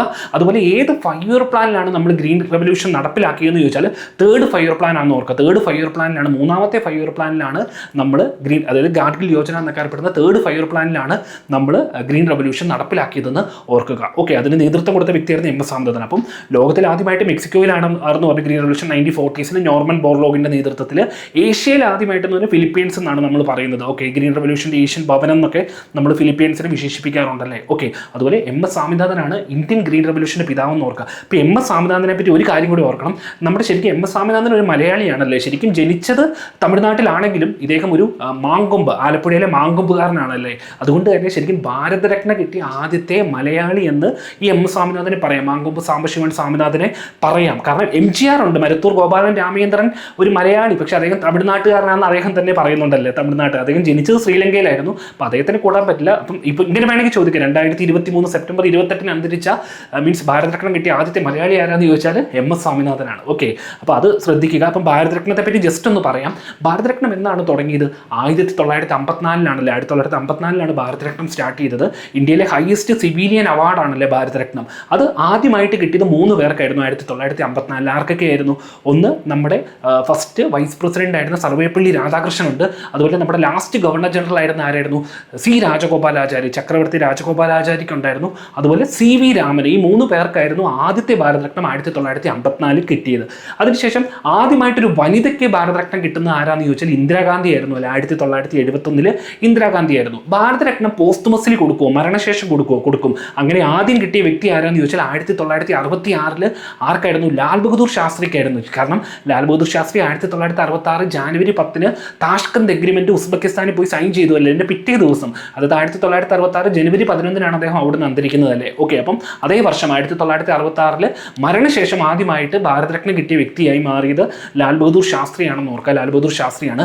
അതുപോലെ വിദേശി ആദ്യമായിട്ടൊരു ഫോറിനറിന് ഭാരതരത്നം കിട്ടുന്ന ആരാന്ന് ചോദിച്ചാൽ 1987 ഫ്രണ്ടിയർ ഗാന്ധി അല്ലെങ്കിൽ അതിർത്തി ഗാന്ധി എന്നൊക്കെ അറിയപ്പെടുന്ന ഖാൻ അബ്ദുൽ ഖാഫർ ഖാൻ ആയിരുന്നു 1987. ഇനി ഒരു വിദേശിക്കും കൂടെ കിട്ടിയിട്ടുണ്ട്. ആർക്കാണ് ഒരു വിദേശിക്കും കൂടെ കിട്ടിയത്? ആർക്കാണ് അത്? നമ്മുടെ മീൻസ് നെൽസൺ മണ്ടേലയ്ക്കാന്ന് ഓർക്കുക. 1990 അപ്പം 53 പേർക്ക് ഇതുവരെ ഭാരതരത്നം കിട്ടിയതിൽ 2 പേര് വിദേശീയരാണെന്ന് ഓർക്കുക. 53 പേരിൽ 2 പേര് വിദേശീയരാണ്, 51 പേര് ഇന്ത്യക്കാർ തന്നെയാണ്. അപ്പം മദർ തെരേസ എന്താണെന്ന് ഓർക്കും. മദർ തെരേസ ഇന്ത്യയിലെ നാച്ചുറലൈസ്ഡ് സിറ്റിസൺ ആണ്. അതുകൊണ്ട് അദ്ദേഹത്തെ ഒരു വിദേശിയായിട്ട് നമ്മൾ കൂട്ടില്ല. ശരിക്കും മദർ തെരേസയ്ക്ക് 1980 കിട്ടിയതാണ് ഭാരതരത്ന, പക്ഷേ നമ്മൾ അദ്ദേഹത്തെ ഒരു ഇന്ത്യൻ സിറ്റിസൺ ആയിട്ടാണ് കൂട്ടുന്നത്. 1979 മദർ തെരേസയ്ക്ക് എന്ത് കിട്ടുന്നത്? മീൻസ് നോബൽ പീസ് പ്രൈസ് കിട്ടുന്ന പിറ്റേ വർഷം 1980 മദർ തെരേസയ്ക്ക് ഭാരതരത്നം നമ്മൾ കൊടുക്കുകയാണ്. ഓക്കെ, അതുപോലെ ഭാരതരത്നം ഞാൻ പറഞ്ഞു 53 പേർക്ക് ഇതുവരെ കിട്ടിയിട്ടുണ്ടെന്ന് പറഞ്ഞു. അതുപോലെ ഭാരതരത്നം കിട്ടുന്ന വ്യക്തി ഇന്ത്യയിലെ ഓർഡർ ഓഫ് പ്രസിഡൻസ് വഴി എത്രാമത്തെ പൊസിഷനിലാണെന്ന് ചോദിച്ചാൽ 7ാമത്തെ പൊസിഷനാണ്. കറക്റ്റായിട്ട് പറഞ്ഞാൽ 7A ആണെന്ന് ഓർക്കുക. 7A ആണ്. 1ാമത്തെ പൊസിഷൻ അപ്പോൾ ആരായിരിക്കും? പ്രസിഡന്റ് ആണല്ലേ. പ്രസിഡന്റ് ഓഫ് ഇന്ത്യ ആണ് 1ാമത്തെ പൊസിഷനിൽ വരിക്കുന്നത്. അപ്പം ഭാരതരത്നം കിട്ടുന്ന വ്യക്തി ഇന്ത്യൻ ഓർഡർ ഓഫ് പ്രസിഡൻസ് വഴി 7ാമത്തെ പൊസിഷനാണെന്ന് ഓർക്കുക. കറക്റ്റായിട്ട് പറഞ്ഞാൽ 7A ആണെന്ന് ഓർക്കുക. ഓക്കെ, അതുപോലെ ഏറ്റവും പ്രായം കുറഞ്ഞ ഭാരതരത്നം കിട്ടിയ വ്യക്തി ആരാന്ന് ചോദിച്ചാൽ 2014 സച്ചിൻ തെണ്ടുൽക്കർ ആയിരുന്നു. 40ാം വയസ്സിലായിരുന്നു സച്ചിന് കിട്ടിയത്. ഏറ്റവും പ്രായം കുറഞ്ഞ ഭാരതരത്നം കിട്ടിയ വ്യക്തിയായിരുന്നു സച്ചിൻ തെണ്ടുൽക്കർ എന്ന് ഓർക്കുക. അതേസമയത്ത് ഏറ്റവും പ്രായം കൂടിയത് ദോണ്ടോ കേശവ് കാർവേ ആയിരുന്നു. DK കാർവേ ആയിരുന്നു. അദ്ദേഹത്തിന് 100ാം വയസ്സിലായിരുന്നു ഭാരതരത്നം കിട്ടുന്നത്. ഓക്കെ, അപ്പം DK കാർവേ ആയിരുന്നു. അതുപോലെ ഏറ്റവും ലേറ്റസ്റ്റ് ആയിട്ട് 2024 5 പേർക്കായിരുന്നു ഭാരതരത്നം കിട്ടിയത്. 2024 കിട്ടിയത് മീൻസ് 5 പേർക്കായിരുന്നു. അത് ആർക്കൊക്കെ ആയിരുന്നു? ഒന്ന് MS സ്വാമിനാഥൻ ഉണ്ട്, ചൗധരി ചരൺ സിംഗ് ഉണ്ടല്ലേ, ചൗധരി ചരൺ സിംഗ് ഉണ്ട്. അതുപോലെ ആരാണ്? LK അദ്വാനി ഉണ്ട്, LK അദ്വാനി. പിന്നെ കർപ്പൂരി താക്കൂർ, ബീഹാറിൻ്റെ ഒക്കെ മുഖ്യമന്ത്രിയായിരുന്ന കർപ്പൂരി താക്കൂർ ഉണ്ടായിരുന്നു. പിന്നെ PV നരസിംഹ റാവു. ഇങ്ങനെ 5 പേർക്കായിരുന്നു. ഈ 5 പേരിൽ 4 പേരും മരിച്ചു. പോസ്റ്റ്മസ്ലി ആയിരുന്നു അവർക്ക് കിട്ടുന്നത്. LK അദ്വാനി മാത്രമായിരുന്നു ജീവിച്ചിരിക്കുന്ന ഒരു വ്യക്തിക്ക് കിട്ടിയതെന്ന് ഓർക്കുക. ഓക്കെ, അപ്പം ഇത്രയുമാണ് ഭാരതരത്നയെ പറ്റി പറയാനുള്ളത്. അപ്പോൾ ഇതുവരെ 53 പേർക്ക് ഭാരതരത്നം കിട്ടിയെന്ന് ഓർക്കുക. ഇന്ത്യയിലെ ഹയസ്റ്റ് സിവിലിയൻ അവാർഡാണ് ഭാരതരത്ന എന്ന് കൂടി ഓർക്കുക. ഓക്കെ, അപ്പം ഇത് നമ്മൾ പറഞ്ഞു. ഹരിത വിപ്ലവത്തെ പറ്റി നമ്മൾ പറഞ്ഞു. 3rd ഫെയർ പ്ലാൻ്റെ കാര്യമൊക്കെ പറഞ്ഞു. അപ്പോൾ അടുത്ത ടോപ്പിക്കിലേക്ക് നമുക്ക് പോകാം. അടുത്ത ടോപ്പിക്ക് ഭരണഘടന നിർമ്മാണ സമിതിയാണ്. കോൺസ്റ്റിറ്റ്യൂവന്റ് അസംബ്ലിനെ പറ്റിയാണ് നമ്മൾ പറയുന്നത്. ഓക്കെ, എങ്ങനെയാണ് ഏത് കമ്മിറ്റിയുടെ റെക്കമെൻഡേഷൻ വഴിയാണ് ശരിക്കും ഭരണഘടനാ നിർമ്മാണ സമിതി ഇന്ത്യയിൽ ഫോം ചെയ്യുന്നത്? അത് 1946 മാർച്ച് 24 ഇന്ത്യയിൽ എത്തിയ ഒരു കമ്മിറ്റി ആയിരുന്നു. ഏതായിരുന്നു? ക്യാബിനറ്റ് മിഷന്റെ റെക്കമെൻഡേഷൻ വഴിയാണ് ശരിക്കും ഭരണഘടനാ നിർമ്മാണ സമിതി വന്നതല്ലേ. ഈ ക്യാബിനറ്റ് മിഷൻ ചെയർ ചെയ്തതാരായിരുന്നു? പെത്തിക് ലോറൻസ് ആയിരുന്നു. പെത്തിക് ലോറൻസും AB അലക്സാണ്ടറും സ്റ്റാഫോർഡ് ക്രിപ്സും ആയിരുന്നു ഇതിനകത്തെ മെമ്പേഴ്സ്. അപ്പോൾ ഓർത്തോണം, ക്യാബിനറ്റ് മിഷൻ ചെയർ ചെയ്തത് ആരാന്ന് ചോദിച്ചാൽ പെത്തിക് ലോറൻസ് ആണെന്ന് ഓർക്കുക. ആ കമ്മിറ്റി 1946 മാർച്ച് 24 ഇന്ത്യയിൽ എത്തി. അവരുടെ റെക്കമെൻഡേഷൻ വഴിയാണ് constituent assembly of India form ചെയ്തതെന്ന് ഓർക്കുക. അപ്പോൾ ഭരണഘടനാ നിർമ്മാണ സമിതി എന്നാണ് ഫോം ചെയ്തതെന്ന് ചോദിച്ചാൽ 1946 എന്നാണ് ഡിസംബർ 6 ഫോം ചെയ്തത്. ഓക്കെ, ആ ഡേറ്റ് അത്ര ഇമ്പോർട്ടൻ്റ് അല്ലെങ്കിലും ഇതിൻ്റെ ഫസ്റ്റ് മീറ്റിംഗ് നടന്ന ഡേറ്റ് ഓർക്കുക. 1946 ഡിസംബർ 9 ഫസ്റ്റ് മീറ്റിംഗ് നടന്നത്. അപ്പോൾ ഈ ഫസ്റ്റ് മീറ്റിംഗ് നടന്നപ്പോൾ ടെമ്പററി പ്രസിഡൻ്റായിട്ട്, താൽക്കാലിക പ്രസിഡൻ്റായിട്ട് ആരെയാണ് തിരഞ്ഞെടുത്തത്? അത് സച്ചിദാനന്ദ സിൻഹേനെയാണ് തിരഞ്ഞെടുത്തതെന്ന് ഓർക്കുക. ടെമ്പററി പ്രസിഡൻ്റായിട്ട് തിരഞ്ഞെടുത്തത് സച്ചിദാനന്ദ സിൻഹേനെയാണ്. ഈ സച്ചിദാനന്ദ സിൻഹേനെ തിരഞ്ഞെടുക്കുന്നത് ഫ്രഞ്ച് പ്രാക്ടീസ് ആണ്. അത് ഫ്രഞ്ച് പ്രാക്ടീസ് എന്ന് പറഞ്ഞാൽ ഏറ്റവും പ്രായം കൂടിയ വ്യക്തിനെ ആയിരിക്കും പ്രസിഡൻ്റായിട്ട് തിരഞ്ഞെടുക്കുന്നത്. അങ്ങനെ ടെമ്പററി പ്രസിഡന്റായിട്ട് സച്ചിദാനന്ദ സിൻഹയെ തെരഞ്ഞെടുക്കുകയാണ്. ഈ സച്ചിദാനന്ദ സിൻഹയെ തെരഞ്ഞെടുത്തതിന് ശേഷം മീൻസ് പെർമനന്റ് പ്രസിഡന്റായിട്ട് പിന്നെ ഒരാളെ തെരഞ്ഞെടുത്തു അല്ലേ, അതാരായിരുന്നു?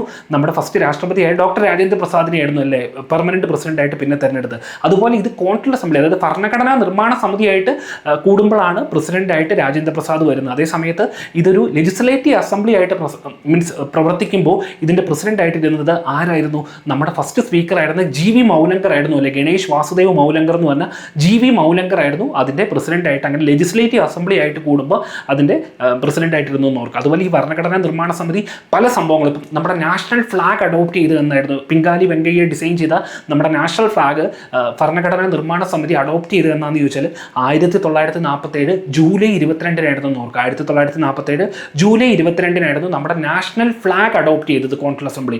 അതുപോലെ നമ്മുടെ നാഷണൽ ആന്തമായ ജനഗണമനയും നാഷണൽ സോങ് ആയ വന്ദേമാതരവും എന്നാണ് അഡോപ്റ്റ് ചെയ്തതെന്ന് ചോദിച്ചാൽ മീൻസ് അതായത് ഭരണഘടനാ നിർമ്മാണ സമിതി അഡോപ്റ്റ് ചെയ്തത് 1950 എന്നാണ്, ജാനുവരി 24-നാണെന്ന് ഓർക്കുക. രണ്ടും ഒരേ ദിവസമാണ് നാഷണൽ സോങ്ങും നാഷണൽ ആന്തവും. ഓക്കെ, അപ്പം നമ്മുടെ നാഷണൽ ആന്തം ഏതായിരുന്നു? ജനഗണമനയായിരുന്നു അല്ലേ. ഈ ജനഗണമന ആദ്യമായിട്ട് ഇന്ത്യൻ നാഷണൽ കോൺഗ്രസ് സെഷനിൽ പാടുന്നത് എന്നായിരുന്നു? 1911-ലായിരുന്നു. 1911 കൽക്കട്ട സെഷനിലായിരുന്നു അല്ലേ. അത് പണ്ഡിറ്റ് ബിഷൻ നാരായൺ ദർ എന്ന് പറഞ്ഞ വ്യക്തിയായിരുന്നു അത് പ്രിസൈഡ് ചെയ്തതെന്ന് ഓർക്കുക. അത് അഡോപ്റ്റ് ചെയ്ത് ശരിക്കും ഒറിജിനലി ജനഗണമന എന്ന് പറഞ്ഞാൽ ഏത് ലാംഗ്വേജിലായിരുന്നു? ബംഗാളിയിലായിരുന്നു അല്ലേ. പക്ഷേ നമ്മുടെ കോൺസ്റ്റിറ്റ്യൂഷൻ അസംബ്ലി 1950 ജാനുവരി 24 അഡോപ്റ്റ് ചെയ്യുന്നത് ഹിന്ദി ലാംഗ്വേജിലുള്ള ജനഗണമനയായിരുന്നു എന്ന് ഓർക്കുക. അതേസമയത്ത് നമ്മുടെ വന്ദേമാതരം ഉണ്ടല്ലോ, വന്ദേമാതരം ശരിക്കും 1875 നവംബർ 7-ന് ബംഗദത്ത എന്ന് പറഞ്ഞ് ബങ്കിം ചന്ദ്ര ചാറ്റർജിയുടെ ഒരു മാഗസിനിലൂടെ ജേർണലിലാണ് ഇത് ആദ്യമായിട്ട് പബ്ലിഷ് ചെയ്യുന്നത്.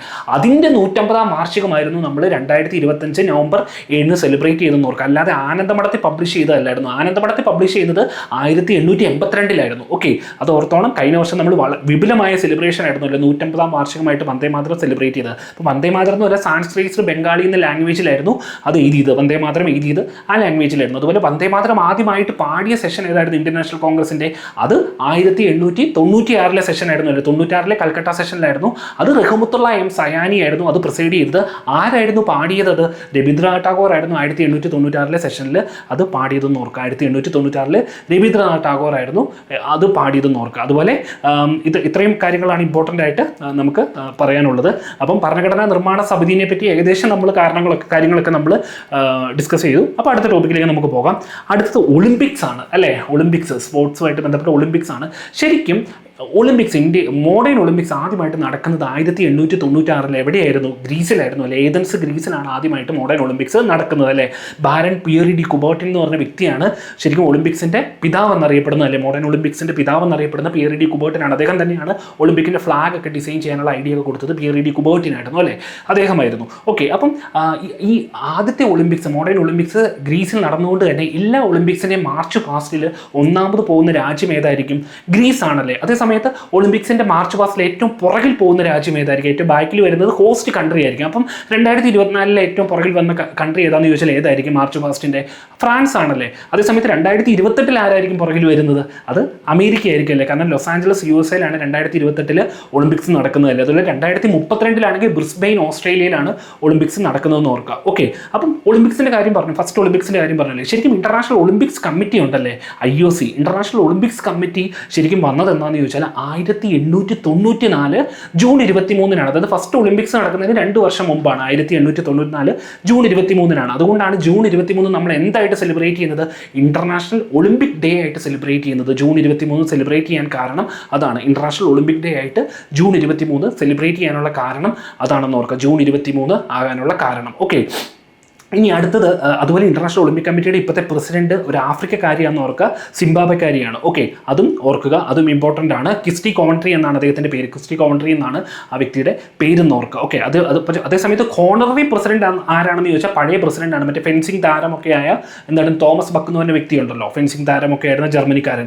അദ്ദേഹം ഒരു ഒളിമ്പിക് മെഡലിസ്റ്റ് ഒക്കെ ആയിരുന്നു അല്ലേ. ഓക്കെ, അപ്പം ഇതാണ് ഒളിമ്പിക്സ്. ഇനി ഒളിമ്പിക്സുമായിട്ട് ബന്ധപ്പെട്ട് നമ്മൾ കേരളത്തിൻ്റെ കാര്യത്തിലേക്ക് വരുന്ന എന്തൊക്കെ പറയാം? ആദ്യമായിട്ട് ഒരു ഒളിമ്പിക്സിൽ പങ്കെടുത്ത മലയാളി ആരായിരുന്നു? CK ലക്ഷ്മണനായിരുന്നു അല്ലേ? ചെറുവരി കുറ്റിയാത്ത് ലക്ഷ്മണൻ എന്ന് പറഞ്ഞാൽ CK ലക്ഷ്മണനായിരുന്നു. അദ്ദേഹം 1924 ഏത് ഒളിമ്പിക്സിലാണ്? പാരീസ് ഒളിമ്പിക്സിൽ ഹഡിൽസിലായിരുന്നു പങ്കെടുത്തത്. ഓക്കെ, അതേസമയത്ത് ഒരു മലയാളി വനിത ആദ്യമായിട്ട് ഒളിമ്പിക്സിൽ പങ്കെടുക്കുന്ന ആരായിരുന്നു? PT ഉഷ അല്ലേ? പിലാവള്ളിക്കണ്ടി തെക്കേത്തിൽ പൈതൽ ഉഷ എന്ന് പറയുന്ന PT ഉഷയായിരുന്നു. 1980 മോസ്കോ ഒളിമ്പിക്സിലാണ് അദ്ദേഹം പങ്കെടുത്തതെന്ന് ഓർക്കുക. ഓക്കെ, അതേസമയത്ത് ഒളിമ്പിക്സിൽ മെഡൽ നേടിയ ആദ്യത്തെ മലയാളി ആരാന്ന് ചോദിച്ചാൽ ആരാണ്? PR ശ്രീജേഷ് എന്ന് പറയല് അല്ല, മാനുവൽ ഫെഡറിക്കാണ്. 1972 മ്യൂണിച്ച് ഒളിമ്പിക്സിൽ അദ്ദേഹം ഹോക്കിയിൽ ഗോൾ കീപ്പർ തന്നെയായിരുന്നു, കണ്ണൂരുകാരനായിരുന്നു. ഹോക്കിയിൽ അദ്ദേഹത്തിന് ബ്രോൺസ് കിട്ടി. പിന്നെ മെഡൽ കിട്ടിയത് ആർക്കാ? PR ശ്രീജേഷനാണല്ലേ. PR ശ്രീജേഷിന് 2020 കിട്ടി, 24 കിട്ടി. രണ്ടും കിട്ടിയത് ബ്രോൺസ് ആയിരുന്നു എന്ന് ഓർക്കുക. ബ്രോൺസ് ആണ്. അപ്പം ഇതുവരെ ഒളിമ്പിക്സിൽ മലയാളികൾക്ക് 3 മെഡൽ കിട്ടിയിട്ടുണ്ട്. മാനുവൽ ഫെഡറിക്കിന് 1, PR ശ്രീജേഷിന് 2 മെഡലുമാണ് കിട്ടിയതെന്ന് ഓർക്കുക. അതുപോലെ PR ശ്രീജേഷ് മീൻസ് ഹോക്കിയിൽ നിന്ന് റിട്ടയർ ചെയ്തപ്പോൾ ഏത് നമ്പറാണ് ആദരക സൂചകമായിട്ട് നമ്മുടെ ഹോക്കി ഫെഡറേഷൻ അതിൽ നിന്ന് പിൻവലിച്ചതെന്ന് ചോദിച്ചാൽ 16-ാം നമ്പർ ആയിരുന്നു. അതുപോലെ 2020 PR ശ്രീജേഷിന് കിട്ടിയപ്പോൾ കേരള ഗവൺമെൻറ് 2 കോടി രൂപയായിരുന്നു കൊടുത്തത്. അത് 2024 2 കോടി രൂപ കേരള ഗവൺമെൻറ് കൊടുക്കുകയൊക്കെ ചെയ്തായിരുന്നു അല്ലേ. ഓക്കെ, അപ്പം ഇതൊക്കെയാണ് ഒളിമ്പിക്സ് ആയിട്ട്. അതുപോലെ ഒളിമ്പിക്സിൽ ആദ്യമായിട്ട് മെഡൽ നേടി ഇന്ത്യക്കാരൻ ആരാന്ന് വെച്ചാൽ ബ്രിട്ടീഷ് ഇന്ത്യയുടെ പീരീഡിലാണെങ്കിൽ നോർമൻ പ്രിച്ചാർഡാണ് 1900. അതേസമയത്ത് സ്വതന്ത്ര ഇന്ത്യയിലായിരുന്നത് KD ജാദവ് ആണല്ലേ. KD ജാദവാണ് 1952 ഹെൽസിങ്കി ഒളിമ്പിക്സിൽ KD ജാദവാണ്. അതേസമയത്ത് വനിത ആരാണ് മെഡൽ കിട്ടിയെന്ന് വെച്ചാൽ കർണം മലേശ്വരിയാണല്ലേ. കർണം മലേശ്വരിയാണ് മെഡൽ കിട്ടിയെന്ന് ഓർക്കുക. കർണം മലേശ്വരിയാണ്. ഈ കർണം മലേശ്വരിനെ പറ്റി പറയുമ്പോൾ കർണം മലേശ്വരിയാണ് നമ്മുടെ ധ്യാൻചന്ദ് ഖേൽരത്ന ഉണ്ടല്ലോ 1990 വേണ്ടി തുടങ്ങി. അത് കിട്ടിയ ആദ്യത്തെ വനിത ആരാന്ന് ചോദിച്ചാലും കർണം മലേശ്വരി ആയിരുന്നു 1994. അതേസമയത്ത് ധ്യാൻചന്ദ് ഖേൽരത്ന കിട്ടിയ ആദ്യത്തെ വ്യക്തി ആരാന്ന് ചോദിച്ചാൽ വിശ്വനാഥൻ ആനന്ദായിരുന്നു 1991-92. അതേസമയത്ത് ധ്യാൻചന്ദ് ഖേൽരത്ന കിട്ടിയ ആദ്യത്തെ മലയാളി ആരാന്ന് ചോദിച്ചാൽ KM ബീനാമോൾ ആയിരുന്നു 2002. 2003 അഞ്ജു ബോബി ജോർജിന് കിട്ടി. 2021 PR ശ്രീജേഷിന് കിട്ടി. 2021 ഖേൽരത്നയുടെ പേര്, അതായത് രാജീവ് ഗാന്ധി ഖേൽരത്ന എന്നുള്ള പേര് മാറി എന്തായി മാറുന്നത്? ധ്യാൻചന്ദ് ഖേൽരത്നയായിട്ട് മാറിയെന്ന് ഓർക്കുക. അതുപോലെ ധ്യാൻചന്ദിന്റെ ജന്മദിനമാണ് ഇന്ത്യയിലെ നാഷണൽ സ്പോർട്സ് ഡേ ആയിട്ട് സെലിബ്രേറ്റ് ചെയ്യുന്നത്. അത് ഓഗസ്റ്റ് 29 ഓർക്കുക. ഓഗസ്റ്റ് 29 നാഷണൽ സ്പോർട്സ് ഡേ ആയിട്ട് ഇന്ത്യയിൽ സെലിബ്രേറ്റ് ചെയ്യുന്നത്. അതേസമയത്ത് കേരളത്തിൽ സ്പോർട്സ് ഡേ ആയിട്ട് സെലിബ്രേറ്റ് ചെയ്യുന്നത് എന്നാണ്? അത് ഒക്ടോബർ 13 ഓർക്കുക. കേരളത്തിൽ സ്പോർട്സ് ഡേ ആയിട്ട് സെലിബ്രേറ്റ് ചെയ്യുന്നത് ഒക്ടോബർ 13 ഓർക്കുക. ഈ ഒക്ടോബർ 13 ആണ് കേരളത്തിൽ സ്പോർട്സ് ഡേ. അത് GB രാജ, ഗോതവർമ്മ രാജയുടെ ജന്മദിനമാണെന്ന് ഓർക്കുക. GB രാജയാണ് ശരിക്കും കേരള ടൂറിസത്തിന്റെ പിതാവാണ്. അതുപോലെ തിരുവനന്തപുരം ഇന്റർനാഷണൽ എയർപോർട്ടൊക്കെ വരാൻ കാരണക്കാരനായ വ്യക്തിയാണ്. അതുപോലെ കേരള സ്റ്റേറ്റ് സ്പോർട്സ് കൗൺസിലിന്റെ പ്രസിഡന്റ് ആയിരുന്നു 1954 തുടങ്ങിയപ്പോൾ മുതൽ അദ്ദേഹം മരിക്കുന്നിടം വരെ 1971 വരെ GB രാജയായിരുന്നു കേരള സ്റ്റേറ്റ് സ്പോർട്സ് കൗൺസിലിന്റെ പ്രസിഡന്റ് എന്നാണ് ഓർക്കുക. ഓക്കെ, അപ്പോൾ ഒളിമ്പിക്സുമായിട്ട് ബന്ധപ്പെട്ട ഇമ്പോർട്ടൻറ്റ് കാര്യങ്ങൾ. അതുപോലെ ഇന്ത്യക്ക് ഒളിമ്പിക്സിൽ എത്ര സ്വർണ്ണം കിട്ടിയിട്ടുണ്ട്? ഇതുവരെ ഇന്ത്യക്ക് ഒളിമ്പിക്സിൽ എത്ര സ്വർണ്ണം കിട്ടിയിട്ടുണ്ടെന്ന് ചോദിച്ചാൽ 10 സ്വർണ്ണമാണ്. 8 സ്വർണ്ണം ഹോക്കിയിൽ നിന്നും, അതുപോലെ 2 സ്വർണ്ണം അഭിനവ് ബിന്ദ്രയ്ക്ക് 2008 ബെയ്ജിംഗ് ഒളിമ്പിക്സിലും, അതുപോലെ 2020 നീരജ് ചോപ്രയ്ക്ക് കിട്ടിയത്. മൊത്തം 8 സ്വർണ്ണമാണ് ഇന്ത്യക്ക് ഒളിമ്പിക്സിൽ നിന്ന് കിട്ടിയിട്ടുള്ളതെന്ന് ഓർക്കുക. ഓക്കെ, അപ്പോൾ ഇന്റർനാഷണൽ ഒളിമ്പിക് ഡേ എന്നാന്ന് പറഞ്ഞാൽ June 23 1894 June 23 international Olympic committee വരുന്നത്. അതുപോലെ IOCയുടെ ഹെഡ്ക്വാർട്ടേഴ്സ് എവിടെയാണെന്ന് വെച്ചാൽ ലൊസൈൻ സ്വിറ്റ്സർലൻഡ് ആണെന്ന് ഓർക്കുക. ലൊസൈൻ സ്വിറ്റ്സർലൻഡ് ആണ് ഇന്റർനാഷണൽ ഒളിമ്പിക് കമ്മിറ്റിയുടെ ഹെഡ്ക്വാർട്ടേഴ്സ് സ്ഥിതി ചെയ്യുന്നതെന്നും ഓർക്കുക. ഓക്കെ, അപ്പോൾ ഇതൊക്കെയാണ് ഒളിമ്പിക്സുമായിട്ട് ബന്ധപ്പെട്ട് ഇമ്പോർട്ടൻറ്റ് കാര്യങ്ങൾ പറയാനുള്ളത്. അപ്പോൾ നമുക്ക് അടുത്ത ടോപ്പിക്കിലേക്ക് പറയാം. ധനകാര്യ സ്ഥാപനങ്ങളിൽ നമ്മൾ ആദ്യം പറയുന്നത് റിസർവ് ബാങ്ക് ഓഫ് ഇന്ത്യയെ പറ്റിയാണ്. RBI, reserve bank of India അല്ലേ. Reserve bank of India 1926 Hilton and കമ്മീഷന്റെ റെക്കമെൻഡേഷൻ വഴി ഫോം ചെയ്തതാണ്. 1926 ഹിൽട്ടൺ ആൻഡ് കമ്മീഷന്റെ റെക്കമെൻഡേഷൻ വഴി ഫോം ചെയ്തതാണ് എന്ത്? റിസർവ് ബാങ്ക് ഓഫ് ഇന്ത്യ അല്ലേ. ശരിക്കും 1935 ഏപ്രിൽ 1 RBI ഫോം ചെയ്യുന്നത്. 1935 ഏപ്രിൽ 1 RBI ഫോം ചെയ്തത്. അത് ശരിക്കും RBI ആക്ട് 1934 വഴിയാണ് RBI ഫോം ചെയ്തത്. അപ്പം RBI ഫോം ചെയ്ത സമയത്ത് RBIയുടെ ഹെഡ്ക്വാർട്ടേഴ്സ് എന്ന് പറഞ്ഞാൽ എവിടെയായിരുന്നു? അത് കൊൽക്കത്തയിലായിരുന്നു. പക്ഷേ 2 വർഷം കൂടെ കഴിഞ്ഞപ്പോൾ 1937 അതിൻ്റെ ആസ്ഥാനം കൊൽക്കത്തയിൽ നിന്ന് മാറ്റി മുംബൈയിലേക്ക് മാറ്റി. അതുപോലെ RBIയുടെ ഫസ്റ്റ് ഗവർണർ ആരായിരുന്നു? ഓസ്ബോൺ സ്മിത്ത് ആയിരുന്നു. ഓസ്ബോൺ ആർക്കൽ സ്മിത്ത് എന്ന് പറഞ്ഞ വ്യക്തിയായിരുന്നു. അദ്ദേഹം ഒരു ഓസ്ട്രേലിയക്കാരനായിരുന്നു എന്ന് ഓർക്കുക. അതിനുശേഷം ഇന്ത്യക്കാരനായ ആദ്യത്തെ പ്രസിഡന്റ് ആരാന്ന് ചോദിച്ചാൽ CD ദേശ്മുഖ് ആയിരുന്നു. ചിന്താമൻ ദ്വാരകാനാഥ് ദേശ്മുഖ് എന്ന് പറഞ്ഞാൽ CD ദേശ്മുഖ് ആയിരുന്നു. ഈ CD ദേശ്മുഖിന്റെ വൈഫ് ദുർഗാബായി ദേശ്മുഖ് കോൺഗ്രസ് അസംബ്ലിയുടെ അകത്തൊക്കെയാണ്, ഭരണഘടനാ നിർമ്മാണ സമിതിയിലൊക്കെ ഉള്ള വ്യക്തിയായിരുന്നു. ഓക്കെ, അപ്പം ഇന്ത്യക്കാരനായ ആദ്യത്തെ പ്രസിഡന്റ് ആരാന്ന് ചോദിച്ചാൽ CD ദേശ്മുഖ് ആയിരുന്നു. നിലവിലെ RBIയുടെ ഗവർണർ ആരാണ്? നിലവിലെ RBIയുടെ ഗവർണർ 26ാമത്തെ ഗവർണറായ സഞ്ജയ് മൽഹോത്രയാണെന്ന് ഓർക്കുക. 26ാമത്തെ ഗവർണറായ സഞ്ജയ് മൽഹോത്രയാണ്. അപ്പോൾ 26 പേരിൽ ഏതെങ്കിലും വനിതകൾ RBIയുടെ ഗവർണർ ആയിട്ടുണ്ടോ എന്ന് ചോദിച്ചാൽ ആരുമായിട്ടില്ലെന്ന് ഓർക്കുക. ഇതുവരെ ഒരു വനിത പോലും RBIയുടെ ഗവർണർ ആയിട്ടില്ല. അതേസമയത്ത് ഡെപ്യൂട്ടി ഗവർണേഴ്സ് 4 വനിതകൾ ഇതുവരെ ആയിട്ടുണ്ടെന്ന് ഓർക്കുക. RBIയുടെ ആദ്യത്തെ ഡെപ്യൂട്ടി ഗവർണർ ഒരു വനിതയായിട്ട് വരുന്ന KJ ഉദയശി എന്ന് പറഞ്ഞ വ്യക്തിയായിരുന്നു എന്ന് ഓർക്കുക. അപ്പോൾ 4 വനിതകൾ RBIയുടെ ഡെപ്യൂട്ടി ഗവർണേഴ്സ് ആയിട്ടുണ്ടെന്ന് ഓർക്കുക. അതുപോലെ RBIയുടെ ഗവർണറായിട്ട് ഏറ്റവും കൂടുതൽ കാലം ഇരുന്ന വ്യക്തി ആരാന്ന് ചോദിച്ചാൽ ആരാണ്? ബെനഗിൽ രാമറാവു ആയിരുന്നു. ഏറ്റവും കൂടുതൽ കാലം RBIയുടെ ഗവർണറായിട്ടിരുന്നത്. അതേസമയത്ത് ഏറ്റവും കുറച്ച് കാലം RBIയുടെ ഗവർണറായിട്ടിരുന്ന വ്യക്തി ആരാന്ന് ചോദിച്ചാൽ അമിതവ് ഘോഷാണ്. വെറും 20 ദിവസമാണ്. ഈ അമിതവ് ഘോഷ് എന്ന് പറഞ്ഞാൽ എഴുത്തുകാരൻ അമിതവ് ഘോഷ് അല്ലെന്ന് ഓർക്കുക. 20 ദിവസം മാത്രമാണ് അദ്ദേഹം RBIയുടെ ഗവർണറായിട്ട് ഇരുന്നതെന്ന് ഓർക്കാം. 20 ദിവസം മാത്രമേ അദ്ദേഹം ഇരുന്നിട്ടുള്ളൂ. ഓക്കെ, അപ്പം RBI ആയിട്ടുള്ള കാര്യം പറഞ്ഞു. RBI നാഷണലൈസ് ചെയ്ത വർഷം എന്നായിരുന്നു? RBI നാഷണലൈസ് ചെയ്തത് മീൻസ് ദേശസാൽക്കരണം RBI നടത്തിയത് 1949 ജാനുവരി 1 ഓർക്കുക. ആ സമയത്ത് RBIയുടെ ഗവർണർ എന്ന് പറഞ്ഞാൽ CD ദേശ്മുഖ് ആയിരുന്നു. ഇന്ത്യക്കാരനായ ആദ്യത്തെ ഗവർണറായ CD ദേശ്മുഖ് ആയിരുന്നു എന്ന് ഓർക്കുക. അതുപോലെ നമ്മുടെ ഡിമോണിറ്റൈസേഷൻ, സ്വതന്ത്ര ഇന്ത്യയിൽ മീൻസ് ഡിമോണിറ്റൈസേഷൻ നടന്നിട്ടുണ്ടല്ലോ 2 വട്ടം, 1978 അതുപോലെ 2016 നവംബർ 8 അല്ലേ. ഈ 2 സമയത്തും RBIയുടെ ഗവർണേഴ്സ് ആരാന്ന് ഓർക്കുക. 78 IG പട്ടേൽ എന്ന് പറഞ്ഞ വ്യക്തിയായിരുന്നു. അതുപോലെ 2016 നവംബർ 8 ഡിമോണിറ്റൈസേഷൻ വന്നപ്പോൾ 500, 1000 ഒക്കെ നിരോധിച്ചല്ലോ. ആ സമയത്ത് ആരായിരുന്നു എന്ന് ചോദിച്ചാൽ ഉർജിത്ത് പട്ടേലായിരുന്നു എന്ന് ഓർക്കുക. ഉർജിത്ത് പട്ടേലായിരുന്നു. അതുപോലെ RBIയുടെ റിപ്പോ റേറ്റ്, റിവേഴ്സ് റിപ്പോ റേറ്റും ജസ്റ്റ് നോക്കി വെക്കുക. RBIയുടെ റിപ്പോ റേറ്റ് എന്ന് പറഞ്ഞാൽ എത്രയാണ്? റിപ്പോ റേറ്റ് നിലവിൽ 5.25 ആണ് നിലവിൽ. അതേസമയത്ത് റിവേഴ്സ് റിപ്പോ റേറ്റ് എന്ന് പറഞ്ഞാൽ ഇപ്പം 3.35 ആണെന്ന് ഓർക്കുക. 3.35 ആണ് റിവേഴ്സ് റിപ്പോ റേറ്റ് എന്ന് ഓർക്കുക. അതുപോലെ ബാങ്ക് റേറ്റും MSF ഉണ്ട്. അത് എപ്പോഴും ഈക്വൽ ആയിട്ടാണ് ഇരിക്കുന്നത്. ബാങ്ക് റേറ്റും MSF എന്ന് പറഞ്ഞാൽ അത് റിപ്പോ റേറ്റിനേക്കാളും 0.25 കൂടുതലാണെന്ന് ഓർക്കുക. 5.50 ആണ് ഇപ്പോഴത്തെ RBIയുടെ MSFും ബാങ്ക് റേറ്റും എന്ന് ഓർക്കുക. ഓക്കെ, അതുപോലെ RBI ആയിട്ട് ബന്ധപ്പെട്ട് ഇത്രയും ഇമ്പോർട്ടൻറ്റ് കാര്യങ്ങൾ നമുക്ക് RBI ഇതൊക്കെയാണ് പറയാനുള്ളത്. അതുപോലെ നിങ്ങൾ ഓർക്കുക, ഈ ധനകാര്യ സ്ഥാപനങ്ങൾ RBI, SEBI, LIC അങ്ങനത്തെ സംഭവങ്ങളുണ്ടല്ലോ, LIC, SBI ഇതുപോലത്തെ സംഭവങ്ങളുടെ എല്ലാം ഹെഡ് ക്വാർട്ടേഴ്സ് എന്ന് പറഞ്ഞാൽ മുംബൈ, മഹാരാഷ്ട്രയാണ്. ഫിനാൻഷ്യൽ സംഭവങ്ങളുടെ എല്ലാം. അതേ സമയത്ത് അതിലൊരു അപവാദം എന്ന് പറഞ്ഞാൽ IRD ആണ്, insurance regulatory development authority of India ഉണ്ടല്ലോ, IRDA.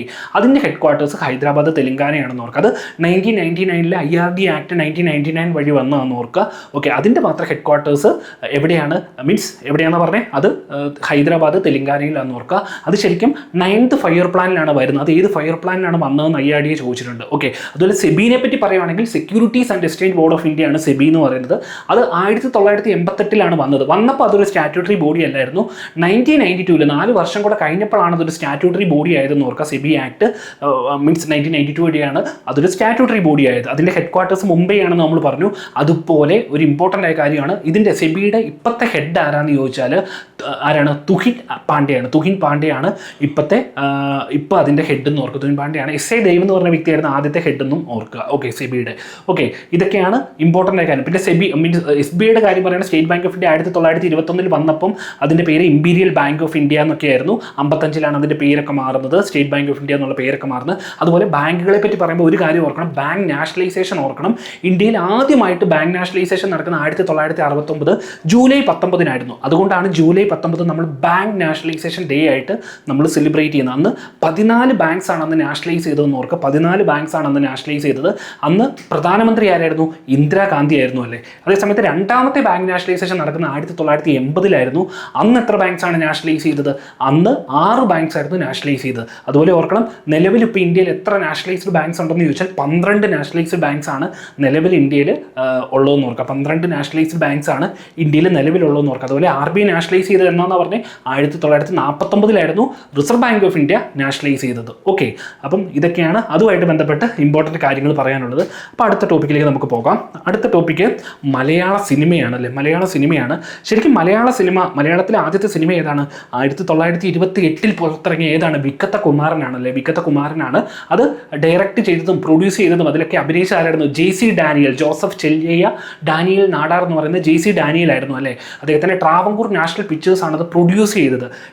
വിക്കത്ത കുമാരൻ പ്രൊഡ്യൂസ് ചെയ്തത്. അപ്പോൾ ഫസ്റ്റ് സിനിമ, അതായത് ഫസ്റ്റ് നിശബ്ദ ചിത്രം എന്ന് പറയാം, ഫസ്റ്റ് സിനിമ അല്ലെങ്കിൽ ഫസ്റ്റ് നിശബ്ദ ചിത്രം എന്നൊക്കെ ചോദിച്ചാൽ വിക്കത്ത കുമാരനാണെന്ന് ഓർക്കുക. 1928 ചിലടത്ത് അത് 1930 പറയാറുണ്ട്. 28 കോമൺലി നമ്മൾ പറയുന്നത് 28 എന്നാണ്.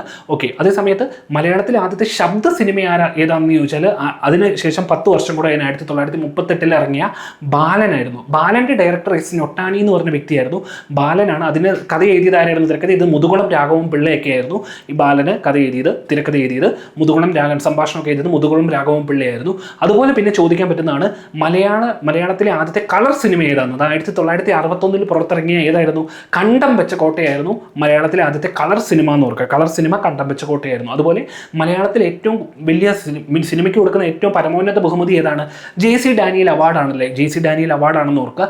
ഈ JC ഡാനിയൽ അവാർഡ് ആദ്യമായിട്ട് കിട്ടിയത് 1992 ടി വാസുദേവൻ എന്ന് പറഞ്ഞ പ്രൊഡ്യൂസർക്ക് ആയിരുന്നു എന്ന് ഓർക്കുക. ടി വാസുദേവൻ ആയിരുന്നു. അതുപോലെ JC ഡാനിയൽ ആദ്യമായിട്ട് കിട്ടിയ വനിത ആരാന്ന് ചോദിച്ചാൽ 2005 ആറന്മുള പൊന്നമ്മയായിരുന്നു. ആറന്മുള പൊന്നമ്മയ്ക്കായിരുന്നു. പിന്നെ 2018 ഷീലയ്ക്ക് കിട്ടി. ക്ലാര എബ്രഹാം എന്ന് പറയുന്ന ഷീലയ്ക്ക് 2018 കിട്ടി.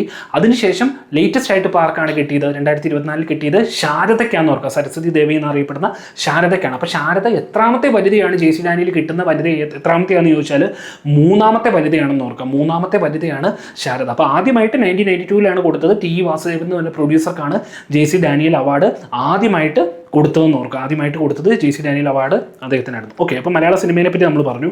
ഓക്കെ, ഇനി അടുത്തത് പറയുന്ന ആമുഖം അല്ലെങ്കിൽ പ്രിയാമ്പിളിനെ പറ്റിയാണ് നമ്മൾ പറയുന്നത്. നമ്മൾ കോൺട്രൽ അസംബ്ലിനെ പറ്റി ഡിസ്കസ് ചെയ്തായിരുന്നു. ഇനി ആമുഖം, പ്രിയാമ്പിൾ. ശരിക്കും പ്രിയാമ്പിൾ 1946 എന്താണ് ഡിസംബർ 13 ആരാണത് ഒബ്ജക്റ്റീവ് റെസൊല്യൂഷൻ എന്ന പേരിൽ കോൺട്രൽ അസംബ്ലിയുടെ അവതരിപ്പിച്ചായിരുന്നു? ജവഹർലാൽ നെഹ്റു ആയിരുന്നു അല്ലേ ആമുഖം. അതിലെന്താ പറയുന്നത്? We the people of India having solemnly resolve to constitute India sovereign socialist secular. അതിൽ വാക്കുകൾ സംഭവങ്ങളൊക്കെ ശ്രദ്ധിക്കുക. അതിലൊരു അമെൻമെൻറ്റ് വരുന്നത് 42nd അമെൻമെൻറ്റ് 1976 3 വേർഡ്സ് ഒക്കെ ആമുഖത്തിൽ ആഡ് ചെയ്യുന്നത് അങ്ങനെയായിരുന്നു. അതുപോലെ ആമുഖം നമ്മൾ പ്രിയാമ്പിൾ ഏത് രാജ്യത്ത് നിന്നാണ് കടമെടുത്തതെന്ന് ചോദിച്ചാൽ USA ആണല്ലോ, അമേരിക്കയിലാണ്, അമേരിക്കൻ കോൺസ്റ്റിറ്റ്യൂഷൻ എന്നാണ്. അതേസമയത്ത് DPSP അല്ലെങ്കിൽ നിർദ്ദേശക തത്വങ്ങൾ നമ്മൾ ഏത് രാജ്യത്ത് നിന്നായിരുന്നു? നിർദ്ദേശക തത്വങ്ങൾ അയർലൻഡിൽ നിന്നായിരുന്നു അല്ലേ. നിർദ്ദേശക തത്വങ്ങൾ അയർലൻഡിൽ നിന്നായിരുന്നു അല്ലേ. അയർലൻഡിൽ നിന്നാണ് നമ്മൾ അഡോപ്റ്റ് ചെയ്തത്. അതേസമയത്ത് ഫണ്ടമെന്റൽ ഡ്യൂട്ടീസ് ഉണ്ടല്ലേ, ഫണ്ടമെന്റൽ ഡ്യൂട്ടീസ് നമ്മൾ എവിടെ നിന്നായിരുന്നു അഡോപ്റ്റ് ചെയ്തത്? അത് സോവിയറ്റ് യൂണിയൻ അല്ലെങ്കിൽ റഷ്യ എന്നായിരുന്നു. ശരിക്കും ഫണ്ടമെന്റൽ ഡ്യൂട്ടീസ്, നമ്മുടെ മൗലിക കടമകൾ ശരിക്കും കോൺസ്റ്റിറ്റ്യൂഷൻ വന്നപ്പോഴേ ഉണ്ടായിരുന്നോ? ഇല്ല. നമ്മുടെ കോൺസ്റ്റിറ്റ്യൂഷൻ വന്നിട്ട് 42nd അമെൻമെൻറ്റ് 1976 ഇന്ദിരാഗാന്ധിയുടെ സമയത്താണ് 10 ഫണ്ടമെന്റൽ ഡ്യൂട്ടീസ്, അതായത് സൊറൻ സിംഗ് കമ്മിറ്റിയുടെ റെക്കമെൻഡേഷൻ വഴി 10 ഫണ്ടമെന്റൽ ഡ്യൂട്ടീസ് വരുന്നതല്ലേ. ഈ 10 ഫണ്ടമെന്റൽ ഡ്യൂട്ടീസ് വന്നു. ഇപ്പം പക്ഷേ എത്ര എണ്ണം ഉണ്ട്? ഇപ്പം 11 എണ്ണം ഉണ്ടല്ലേ. ഈ 11ാമത്തെ ഡ്യൂട്ടി വന്നത് എപ്പോഴായിരുന്നു? 86ാമത്തെ കോൺസ്റ്റിറ്റ്യൂഷണൽ അമെൻമെൻറ്റ് വഴിയാണ് 6 മുതൽ 14 വയസ്സ് വരെയുള്ള കുട്ടികൾക്കുള്ള പേരൻസ് എഡ്യൂക്കേഷൻ കൊടുക്കണം എന്നൊക്കെ പറയുന്നത് 11ാമത്തെ ഡ്യൂട്ടി വരുന്നത് ആ അമെൻമെൻറ്റിലായിരുന്നു അല്ലേ. ഓക്കെ, മിനി കോൺസ്റ്റിറ്റ്യൂഷൻ എന്നൊക്കെ അറിയപ്പെടുന്ന അമെൻമെൻറ്റ് ഏതായിരുന്നു? 42nd അമെൻമെൻറ്റ് ആയിരുന്നു അല്ലേ. 1976 42nd അമെൻമെൻറ്റ്. അതിലാണ് മറ്റേ 5 സബ്ജക്ട്സ് അല്ലേ സ്റ്റേറ്റ് ലിസ്റ്റിൽ നിന്ന് കൺകറന്റ് ലിസ്റ്റിലേക്കൊക്കെ പാസ് ചെയ്തതും 42nd അമെൻമെൻറ്റിലായിരുന്നു അല്ലേ, 1976. അങ്ങനെ കുറേ കാര്യങ്ങൾ നടക്കുന്നുണ്ടല്ലേ. ഓക്കെ, അപ്പോൾ ആമുഖമായിട്ട് ബന്ധപ്പെട്ട് ജസ്റ്റ് നമ്മൾ പറഞ്ഞു. അപ്പോൾ ഇനി അടുത്ത് നമ്മൾ പറയുന്നത് കേരളം നദികളാണ്. കേരളത്തിലെ നദികളെ പറ്റിയാണ് നമ്മൾ പറയുന്നത്. കേരളത്തിൽ ഒരു നദി എന്നുള്ള ഡെഫിനിഷൻ പറയണമെങ്കിൽ എത്ര കിലോമീറ്റർ കൂടുതലുള്ളതിനെയാണ് നമ്മൾ നദി എന്ന് വിളിക്കുന്നതെന്ന് ചോദിച്ചാൽ 15 കിലോമീറ്റർ കൂടുതലുള്ള പ്രദേശങ്ങളെയാണ് നമ്മൾ നദികൾ എന്ന് വിളിക്കുന്നത് അല്ലേ. 15 കിലോമീറ്റർ കൂടുതലുള്ളതിനെ. ഓക്കെ, അത് നദികൾ എന്ന് പറഞ്ഞു. അങ്ങനെ എത്ര റിവേഴ്സ് ഉണ്ടെന്ന് ചോദിച്ചാൽ 44 റിവേഴ്സാണ് കേരളത്തിലുള്ളത് അല്ലേ. 44 റിവേഴ്സാണ് ഉള്ളത് കേരളത്തിൽ. അപ്പോൾ എത്ര റിവർ ഉണ്ട്, അല്ലെങ്കിൽ 15 കിലോമീറ്റർ കൂടുതലുള്ള എത്ര റിവർ കേരളത്തിലുണ്ടെന്ന് ചോദിച്ചാൽ 44 ആണെന്ന് ഓർക്കുക. അതിൽ 41 റിവേഴ്സ് പടിഞ്ഞാറ് അല്ലെ, വെസ്റ്റിലേക്കാണ്. 3 റിവേഴ്സ് ഈസ്റ്റ് കിഴക്കോട്ടാണ് ഒഴുകുന്നതെന്ന് ഓർക്കുക. അതേസമയത്ത് ഏറ്റവും വലിയ റിവർ ഏതാണെന്ന് ചോദിച്ചാൽ ഏതാണ്? പെരിയാറാണല്ലേ. 244 കിലോമീറ്റർ ഉള്ള പെരിയാറാണ്. പെരിയാറിൻ്റെ പഴയ പേരെന്തായിരുന്നു? ചൂർണി എന്നായിരുന്നു അല്ലേ. പഴയ പേര് ചൂർണി എന്നായിരുന്നു നമ്മൾ പറയുന്നത്. അതുപോലെ ഏറ്റവും വലിയ രണ്ടാമത്തെ റിവർ ഏതായിരുന്നു? ഭാരതപ്പുഴയാണല്ലേ. 209 കിലോമീറ്റർ ആണ് ഭാരതപ്പുഴയാണ് രണ്ടാമത്തെ ഇത്. മൂന്നാമത് പമ്പയായിരുന്നു അല്ലേ. ബാരിസ് എന്ന് പണ്ടറിയപ്പെട്ടിരുന്ന മൂന്നാമത് പമ്പയാണെന്ന് ഓർക്കുക. അതുപോലെ നമ്മൾ പറഞ്ഞു 200 കിലോമീറ്റർ കൂടുതലുള്ള എത്ര റിവേഴ്സ് കേരളത്തിലുണ്ടെന്ന് ചോദിച്ചാൽ 2 എണ്ണമാണ്. അതുപോലെ 100 കിലോമീറ്റർ കൂടുതലുള്ള എത്ര റിവേഴ്സ് കേരളത്തിലുണ്ടെന്ന് ചോദിച്ചാൽ 11 ആണെന്ന് ഓർക്കുക. അതുപോലെ ഏറ്റവും ചെറിയ റിവർ, ഏറ്റവും വലിയ റിവർ പെരിയാറാണെന്ന് പറഞ്ഞു. അപ്പോൾ ഏറ്റവും ചെറിയ റിവർ ഏതാണെന്ന് ചോദിച്ചാൽ ഏറ്റവും ചെറിയ റിവർ മഞ്ചേശ്വരം പുഴയാണെന്ന് ഓർക്കുക. കാസർഗോഡുള്ള 16 കിലോമീറ്റർ മാത്രമേ മഞ്ചേശ്വരം പുഴയ്ക്കുള്ളൂ എന്ന് ഓർക്കുക. അതുപോലെ ഈസ്റ്റിലേക്ക് ഒഴുകുന്ന റിവർ ഏതൊക്കെയായിരുന്നു? കബനി, ഭവാനി, പാമ്പാർ ആയിരുന്നു അല്ലേ. കബനി, ഭവാനി, പാമ്പാറാണ് ഈസ്റ്റിലേക്ക് ഒഴുകുന്ന റിവർ. അപ്പോൾ ഈസ്റ്റിലേക്ക് ഒഴുകുന്നതിൽ ഏറ്റവും വലിയ റിവർ ഏതാണെന്ന് വെച്ചാൽ കബനിയാണെന്ന് ഓർക്കുക. കബനി റിവറിനെ നമ്മൾ കപില റിവർ എന്നും പറയും. വയനാട് അല്ലേ അത് ഒറിജിനേറ്റ് ചെയ്യുന്നത്. ഓക്കെ, അതേസമയത്ത് ഈസ്റ്റിലേക്ക് കിഴക്കോട്ട് ഒഴുകുന്നതിൽ ഏറ്റവും ചെറിയ റിവർ ഏതാണെന്ന് ചോദിച്ചാൽ പാമ്പാർ ആണെന്ന് ഓർക്കുക. കിഴക്കോട്ട് ഒഴുകുന്നതിൽ ഏറ്റവും ചെറിയ റിവർ പാമ്പാർ ആണെന്ന് ഓർക്കുക. ഓക്കെ, അപ്പോൾ ഇതൊക്കെയാണ് റിവേഴ്സുമായിട്ട് ബന്ധപ്പെട്ട് ഇമ്പോർട്ടൻ്റ് കാര്യങ്ങൾ പറയാനുള്ളത്. അപ്പോൾ അടുത്ത ടോപ്പിക്കിലേക്ക് നമുക്ക് പോകാം. അടുത്ത പൗരത്വം, സിറ്റിസൺഷിപ്പിനെ പറ്റിയാണ്. നമ്മുടെ കോൺസ്റ്റിറ്റ്യൂഷനിൽ എത്ര പാർട്ടുണ്ട്? ശരിക്കും ഒറിജിനലി 22 പാർട്ടുണ്ടായിരുന്നു അല്ലേ. പിന്നെ അത് 25 ഇപ്പോൾ 25 പാർട്ടുണ്ടല്ലേ. അപ്പോൾ ഈ പൗരത്വം, സിറ്റിസൺഷിപ്പ് എന്ന് പറഞ്ഞാൽ ഏത് പാർട്ടിലാണ് നമ്മുടെ കോൺസ്റ്റിറ്റ്യൂഷനിൽ പറയുന്നതെന്ന് ചോദിച്ചാൽ പാർട്ട് 2-ലാണല്ലേ. ആർട്ടിക്കിൾ 5 to 11 ആണ് പാർട്ട് 2-ലാണ് പറയുന്നത്. ഈ സിറ്റിസൺഷിപ്പ് എന്ന് പറഞ്ഞാൽ ഏതിലാണ്? യൂണിയൻ ലിസ്റ്റിലാണോ, സ്റ്റേറ്റ് ലിസ്റ്റിലാണോ, കൺകറന്റ് ലിസ്റ്റിലാണോ? യൂണിയൻ ലിസ്റ്റിലാണ് സിറ്റിസൺഷിപ്പ് എന്ന് പറയുന്നതെന്ന് ഓർക്കുക. ഒരു കാര്യം ഓർക്കണം, union list, state list, concurrent list ഉണ്ടല്ലേ. ഈ കൺകറന്റ് ലിസ്റ്റ് നമ്മൾ ഏത് രാജ്യത്തു നിന്നായിരുന്നു എടുത്തത്? കൺകറന്റ് ലിസ്റ്റ് ലിസ്റ്റ് നമ്മൾ എടുത്ത് ഓസ്ട്രേലിയ എന്നാണ് ഓർക്കുക. അതുപോലെ ഈ കൺകറന്റ് ലിസ്റ്റിലുള്ള സംഭവത്തിന് സെൻട്രലിനും സ്റ്റേറ്റിനും ലോ ഉണ്ടാക്കാൻ പറ്റുമല്ലേ. ഇൻകേസ് കോൺഫ്ലിക്റ്റ് വരുവാണെങ്കിൽ സെൻട്രലിൻ്റെ ലോ ആയിരിക്കും നിലനിൽക്കുന്നതല്ലേ. ഓക്കെ, അപ്പോൾ അതോർത്തോളം കൺകറന്റ് ലിസ്റ്റ് നമ്മൾ എടുത്തേക്കുന്നത് ഓസ്ട്രേലിയ എന്നാണ് ഓർക്കുക. അപ്പോൾ ഈ മൂന്നിനും പെടാത്ത കാര്യങ്ങളുണ്ടല്ലോ, ഇപ്പോൾ ടൂറിസം പോലത്തെ കാര്യങ്ങൾ, അത് എവിടെയാണ് വരുന്നത്? റെസ്യൂജറി ലിസ്റ്റിലാണല്ലേ വരുന്നത്. റെസ്യൂജറി ലിസ്റ്റാണ്. അത് എവിടുന്ന് എടുത്തതെന്ന് ചോദിച്ചാൽ കാനഡയിൽ നിന്നാണ് എടുത്തതെന്ന് ഓർക്കുക. കാനഡയിൽ നിന്നാണ് അത് എടുത്തേക്കുന്നതല്ലേ, കാനഡയിൽ നിന്നാണെന്ന് ഓർക്കുക. അതുപോലെ ഏറ്റവും കൂടുതൽ സബ്ജക്ട്സ് ഉള്ള ഏതിലാണ്? യൂണിയൻ ലിസ്റ്റിലാണോ, സ്റ്റേറ്റ് ലിസ്റ്റിലാണോ, കൺകറന്റ് ലിസ്റ്റിലാണോ? യൂണിയൻ ലിസ്റ്റിലാണ്. 100 സബ്ജക്ട്സ് ആണ്. ഒറിജിനലി 97 സബ്ജക്റ്റ് ആയിരുന്നു, ഇപ്പം 100 സബ്ജക്റ്റ് ആണ് ഉള്ളതെന്ന് ഓർക്കുക. ഇനി രണ്ടാമത് ഏറ്റവും കൂടുതൽ സബ്ജക്റ്റ് ഉള്ള സ്റ്റേറ്റ് ലിസ്റ്റിലാണ്. 67 മീൻസ് എത്രയായിരുന്നു? 66 സബ്ജക്റ്റ് ആയിരുന്നു. അത് മറ്റേ 42nd അമെൻമെന്റ് 1976 വഴി 5 കാര്യങ്ങൾ കൺകറന്റിലേക്ക് മാറി കഴിഞ്ഞപ്പോൾ 61 സബ്ജക്ട്സ് ആയി മാറി. അതുപോലെ മീൻസ് ഇപ്പം കൺകറന്റ് ലിസ്റ്റിൽ 52 സബ്ജക്റ്റ്, 47 ആയിരുന്നു ഒറിജിനലി. അന്ന് അമെൻമെന്റ് വഴി 5 ഇങ്ങോട്ട് വന്നപ്പോൾ 52 ആയെന്ന് ഓർക്കുക. ഓക്കെ, അപ്പോൾ ഇതൊക്കെയാണ് അതുമായിട്ട് ബന്ധപ്പെട്ട് സംഭവങ്ങൾ പറയാനുള്ളത്. അതുപോലെ പൗരത്വമായിട്ട് ബന്ധപ്പെട്ട് സിറ്റിസൺഷിപ്പ് ആക്ടിന്റെ വർഷം എത്രയാണെന്ന് ചോദിച്ചാൽ 1955 ആണ് സിറ്റിസൺഷിപ്പ് ആക്ടിന്റെ വർഷം എന്ന് ഓർക്കുക. 1955 ആണ് സിറ്റിസൺഷിപ്പ് ആക്ടിന്റെ വർഷമെന്ന് ഓർക്കുക. ഓക്കെ, അപ്പോൾ അടുത്ത നമുക്ക് ടോപ്പിക്കിലേക്ക് പോകാം. അടുത്തത് ജലഗതാഗതത്തെ പറ്റിയാണ് പറയുന്നത്. നമ്മൾ ഓൾറെഡി റെയിൽ ഗതാഗതത്തെ പറ്റി പറഞ്ഞു, ഇനി ജലഗതാഗതമാണ്. ഓക്കെ, ഇപ്പം നാഷണൽ വാട്ടർവേ ഉണ്ടല്ലേ, ഏറ്റവും നീളമേറിയ നാഷണൽ വാട്ടർവേ ഏതായിരുന്നു? ഏറ്റവും നീളമേറിയ നാഷണൽ വാട്ടർവേ NW1 ആണല്ലേ. NW1 ആണ്. അത് അലഹബാദ് ഹാൽഡിയാണ്. ഇപ്പം പറയുന്നത് പ്രയാഗ്രാജ് എന്ന് പറയാം, അലഹബാദ് ഹാൽഡിയാണ്. എന്താണ്? ഗംഗ, ഭഗീരഥി, അതുപോലെ ഹൂഗ്ലി റിവർ കൂടെയാണ് അത് പാസ് ചെയ്യുന്നത്. അപ്പം ഇന്ത്യയിലെ ഏറ്റവും വലിയ വാട്ടർവേ ഏതാണെന്ന് ചോദിച്ചാൽ NW1 ആണെന്ന് ഓർക്കുക. അലഹബാദ് ഹാൽഡി ആണെന്ന് ഓർക്കുക. ഗംഗയിൽ കൂടിയൊക്കെയാണ് അത് പാസ് ചെയ്യുന്നതെന്ന് ഓർക്കുക. അതേസമയത്ത് ഏറ്റവും ചെറിയ വാട്ടർവേ ഏതാ? നാഷണൽ വാട്ടർവേയിൽ ഏറ്റവും ചെറുത് NW69 ആണെന്ന് ഓർക്കുക. NW69 ആണ്. അത് തമിഴ്നാട്ടിലാണ്. മണിമുത്താർ റിവർ കൂടിയാണ് അത് പാസ് ചെയ്യുന്നതെന്ന് ഓർക്കുക. മണിമുത്താർ റിവർ ആണ്. NW69 ആണ് ഏറ്റവും ചെറുതെന്ന് ഓർക്കുക. മണിമുത്താർ റിവർ ആണ്, തമിഴ്നാടുമാണെന്ന് ഓർക്കുക. അതേസമയത്ത് കേരളത്തിൽ കൂടെ കടന്നു പോകുന്ന വാട്ടർവേ ആയിരുന്നു NW3 എന്ന് ഓർക്കുക. നാഷണൽ വാട്ടർവേ 3 ആണ്. അത് കൊല്ലം ടു കോട്ടപ്പുറം ആയിരുന്നു. കോട്ടപ്പുറം എന്ന് പറഞ്ഞാൽ തൃശ്ശൂരിലെ ഒരു സ്ഥലമായിരുന്നു. കൊല്ലം ടു കോട്ടപ്പുറം ആയിരുന്നു. ഇപ്പോൾ അത് എക്സ്റ്റെൻഡ് ചെയ്ത് കോഴിക്കോട് വരെ ഉണ്ടെന്ന് ഓർക്കുക. കൊല്ലം ടു കോട്ടപ്പുറം ആയിരുന്നു, ഇപ്പോൾ അത് കോഴിക്കോട് വരെ ഉണ്ടെന്ന് ഓർക്കുക. ഓക്കെ, ഇതൊക്കെയാണ് ജലഗതാഗതവുമായിട്ട് ബന്ധപ്പെട്ട് ഇമ്പോർട്ടൻ്റ് ആയ കാര്യങ്ങൾ പറയാനുള്ളത്. ഓക്കെ, അതുപോലെ കൊച്ചി വാട്ടർ മെട്രോ വന്ന എന്നായിരുന്നു? 2023 അല്ലേ. 2023 കൊച്ചി മെട്രോ വന്ന 2017 അല്ലേ. കൊച്ചി വാട്ടർ മെട്രോ 2023 10 ഐലൻഡ്സിനെ കണക്ട് ചെയ്ത് വന്നതാണെന്ന് ഓർക്കുക. ഓക്കെ, ജംഗു എന്ന് പറഞ്ഞൊരു ഫിഷാല്ലേ അതിൻ്റെ മാസ്കോട്ട്. ഓക്കെ, മിലു എന്ന് പറഞ്ഞ എലിഫൻ്റ് ആയിരുന്നു കൊച്ചി മെട്രോയുടെ മാസ്കോട്ട് എന്ന് ഓർക്കുക. മാസ്കോട്ട്. ഓക്കെ, അപ്പോൾ ഇതൊക്കെയാണ് അതുമായിട്ട് ബന്ധപ്പെട്ട് ഇമ്പോർട്ടൻറ്റ് പറയാനുള്ളത്. ഇനി യൂറോപ്യന്മാരുടെ വരവായിട്ട് ബന്ധപ്പെട്ട് ഇമ്പോർട്ടൻ്റ് എന്താണ്? ശരിക്കും യൂറോപ്യന്മാരുടെ ഭാഗം എന്നാണ് വാസ്കോഡ ഗാമ കാപ്പാട് കടപ്പുറത്ത് മീൻസ് കാലുകുത്തിയത് എന്നായിരുന്നു? 1498 മെയ് 20 അല്ലേ. 1498 മെയ് 20 വാസ്കോഡ ഗാമ കേരളത്തിൽ എത്ര വട്ടം വന്നിട്ടുണ്ട്? 3 വട്ടം വന്നിട്ടുണ്ടല്ലേ. 1498, അതുപോലെ 1502, പിന്നെ 1524. അതുപോലെ ഓർക്കണം, വാസ്കോഡ ഗാമ വൈസ്രോയി ആയിട്ട് എന്നാണ് കേരളത്തിൽ ആദ്യമായിട്ട് വന്നതെന്ന് ചോദിച്ചാൽ 1574 മൂന്നാമത്തെ വരവിലായിരുന്നു വൈസ്രോയി ആയിട്ട് വന്നത്. അതുപോലെ 1524 ഡിസംബർ 24 കൊച്ചിയിൽ വെച്ച് ഇദ്ദേഹം അന്തരിക്കുകയാണ്. പക്ഷേ കൊച്ചിയിൽ വെച്ച് അന്തരിച്ചെങ്കിലും 15 വർഷം ഇദ്ദേഹത്തിൻ്റെ ബോഡി കൊച്ചി തന്നെയായിരുന്നു. അവിടെ ഒരു ചർച്ചിലായിരുന്നു. അതേസമയത്ത് 1539 മാത്രമാണ് അത് ലിസ്ബൺ പോർച്ചുഗലിലേക്ക് കൊണ്ടുപോയതെന്ന് ഓർക്കുക. ബോഡി കൊണ്ടുപോയത് 1539 ഓർക്കുക. അതുപോലെ ആരായിരുന്നു വാസ്കോഡ ഗാമയെ ഇന്ത്യയിലേക്ക് അയച്ച രാജാവ് എന്ന് ചോദിച്ചാൽ മാനുവൽ ഒന്നാമനായിരുന്നു അല്ലേ. മാനുവൽ ഒന്നാമൻ, പോർച്ചുഗലിലെ മാനുവൽ ഒന്നാമൻ രാജാവായിരുന്നു. ഈ ഇതേ മാനുവൽ ഒന്നാമനാണ് ഫസ്റ്റ് വൈസ്രോയി ആയിട്ട് ഫ്രാൻസിസ്കോ ഡി അൽമേഡയെ അപ്പോയിന്റ് ചെയ്തതെന്ന് ഓർക്കുക. 1505 മുതൽ 1509 വരെ ഇന്ത്യയുടെ ഫസ്റ്റ് വൈസ്രോയി ആയിട്ടിരുന്നത് ഫ്രാൻസിസ്കോ ഡി അൽമേഡ ആയിരുന്നു. അദ്ദേഹത്തെ അപ്പോയിന്റ് ചെയ്തതും മാനുവൽ ഒന്നാമനായിരുന്നു എന്ന് ഓർക്കുക. അതുപോലെ ഈ ഫ്രാൻസിസ്കോ ഡി അൽമേഡ പോളിസി ആയിരുന്നു അല്ലെ, ബ്ലൂ വാട്ടർ പോളിസി എന്ന് പറയുന്ന അല്ലെങ്കിൽ കാർട്ടർ സിസ്റ്റം എന്നൊക്കെ പറഞ്ഞാൽ അദ്ദേഹത്തിൻ്റെ പോളിസി ആയിരുന്നു ഫ്രാൻസിസ്കോ ഡി അൽമേഡ. അതിനുശേഷം എന്താണ്? ആൽബുക്കുർക്ക് വന്നു അല്ലേ. ഈ ആൽബുക്കുർക്കാണ് സതി നിരോധിക്കുന്നതും അതുപോലെ എന്താണ് ഗോവ പിടിച്ചെടുക്കുന്നത് അല്ലേ. ഇസ്മായിൽ ആദിൽ ഷായുടെ കയ്യിൽ നിന്ന്, സുൽത്താൻ ഓഫ് ബിജാപൂർ ആയ ഇസ്മായിൽ ആദിൽ ഷായുടെ കയ്യിൽ നിന്ന് കൃഷ്ണദേവരായൻ്റെ സഹായത്തോടു കൂടി ഗോവ പിടിച്ചെടുക്കുന്ന 1510 പിടിച്ചെടുക്കുന്നതും ആൽബുക്കുർക്കായിരുന്നു. അതുപോലെ മിക്സഡ് കോളനീസ് പ്രിൻസിപ്പിൾ എന്താണ് മിക്സഡ് കോളനീസ് എന്ന് പറഞ്ഞാൽ അവിടുത്തെ അതായത് പോർച്ചുഗീസ് ആണുങ്ങൾ ഇവിടുത്തെ ലേഡീസിനെ കല്യാണം കഴിക്കുന്ന ആ പോളിസി, അതൊക്കെ ആൽബുക്കുർക്കിൻ്റെ പോളിസീസ് ആയിരുന്നു അല്ലേ. ആൽബുക്കുർക്കിൻ്റെ പോളിസീസ് ആയിരുന്നു. അതുപോലെ ഒരു കാര്യം ഓർക്കണം, ഈ പോർച്ചുഗീസുകാരുടെ ഭരണം അവസാനിക്കുന്നത് അതായത് ലാസ്റ്റ് ഗവർണർ ജനറൽ ആരായിരുന്നു എന്ന് വെച്ചാൽ മാനുവൽ സിൽവ ആയിരുന്നു എന്ന് ഓർക്കുക. മാനുവൽ സിൽവ ആയിരുന്നു പോർച്ചുഗലിൻ്റെ ലാസ്റ്റ് ഗവർണർ ജനറൽ ഇന്ത്യയിൽ എന്ന് ഓർക്കുക. കാരണം 1961 എന്ത് വഴിയാണ് ശരിക്കും പോർച്ചുഗീസുകാരെ ഇവിടുന്ന് ഗോവയിൽ നിന്നും ദാമനാന്തിയിൽ നിന്നൊക്കെ പുറത്താക്കുന്നത്? ഓപ്പറേഷൻ വിജയ് വരികയായിരുന്നു അല്ലേ. ഓപ്പറേഷൻ വിജയുടെ സമയത്ത് ഇന്ത്യയുടെ മീൻസ് ആരായിരുന്നു നമ്മുടെ ഇന്ത്യയുടെ ഡിഫൻസ് മിനിസ്റ്റർ ആരായിരുന്നു? VK കൃഷ്ണമേനോനായിരുന്നു അല്ലേ? VK കൃഷ്ണമേനോനായിരുന്നു ആ സമയത്തെ നമ്മുടെ ഡിഫൻസ് മിനിസ്റ്റർ എന്ന് ഓർക്കുക. അപ്പോൾ ഓപ്പറേഷൻ വിജയ് 1961 ഓർക്കുക പോർച്ചുഗലുകാരെ പുറത്താക്കുന്നത്. അതുപോലെ വേറൊരു ഓപ്പറേഷൻ വിജയ് ഉണ്ടല്ലോ 1999 എന്തായിരുന്നു അത്? കാർഗിൽ വാറുമായിട്ട് ബന്ധപ്പെട്ടല്ലേ? കാർഗിൽ വാറുമായിട്ട് ബന്ധപ്പെട്ട് ഓപ്പറേഷൻ വിജയ് ഉണ്ടായിരുന്നു. അതേ സമയത്ത് കാർഗിൽ വിജയ് ദിവസം എന്തായിരുന്നു? 1999 ജൂലൈ 26 ജൂലൈ 26 കാർഗിൽ വിജയ് ദിവസം എന്നും ഓർക്കുക. അപ്പോൾ ഇതൊക്കെയാണ് പോർച്ചുഗലുമായിട്ട് യൂറോപ്യന്മാരുടെ വരവുമായിട്ട് ബന്ധപ്പെട്ട കുറച്ച് ഇമ്പോർട്ടൻറ്റ് കാര്യങ്ങളാണ് നമ്മൾ പറഞ്ഞത്.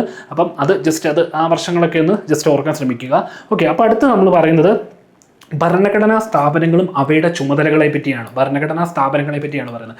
ശരിക്കും ഭരണഘടനാ സ്ഥാപനങ്ങൾ ഒരുപാടുണ്ടല്ലേ, ഇഷ്ടം പോലെ ഉണ്ടല്ലേ. അപ്പം അതിൽ ഇമ്പോർട്ടൻസ് നമുക്ക് ഫിനാൻസ് കമ്മീഷൻ അല്ലേ, ആർട്ടിക്കിൾ 280 വഴി വന്നായിരുന്നു ഫിനാൻസ് കമ്മീഷൻ. KC നിയോഗി ആയിരുന്നു ഫസ്റ്റ് ഫിനാൻസ് കമ്മീഷൻ്റെ ചെയർമാൻ അല്ലേ. ഇപ്പോഴത്തെ ആരാണ് 16ാമത്തെ ഫിനാൻസ് കമ്മീഷൻ്റെ ചെയർമാൻ ആരായിരുന്നു? 16ാമത്തെ ഫിനാൻസ് കമ്മീഷൻ്റെ ചെയർമാൻ നമ്മുടെ അരവിന്ദ് പനാഗിരിയാണ് അല്ലേ. അരവിന്ദ് പനാഗിരി ഇദ്ദേഹം തന്നെയായിരുന്നു നീതി ആയോഗിൻ്റെ ആദ്യത്തെ വൈസ് ചെയർമാൻ എന്ന് ഓർക്കുക. അപ്പോൾ 16ാമത്തെ ഫിനാൻസ് കമ്മീഷനാണ് ഇപ്പോൾ ഉള്ളത്. അത് അരവിന്ദ് പനാഗിരിയാണ് ചെയർമാൻ എന്ന് ഓർക്കുക. അതുപോലെ ഇപ്പോൾ ചീഫ് ഇലക്ഷൻ കമ്മീഷൻ അല്ലേ. ചീഫ് ഇലക്ഷൻ കമ്മീഷനെ പറ്റി പറയുകയാണെങ്കിൽ ചീഫ് ഇലക്ഷൻ കമ്മീഷൻ എന്ന് പറഞ്ഞാൽ ഇന്ത്യയുടെ ആദ്യത്തെ ചീഫ് ഇലക്ഷൻ കമ്മീഷണർ ആരായിരുന്നു?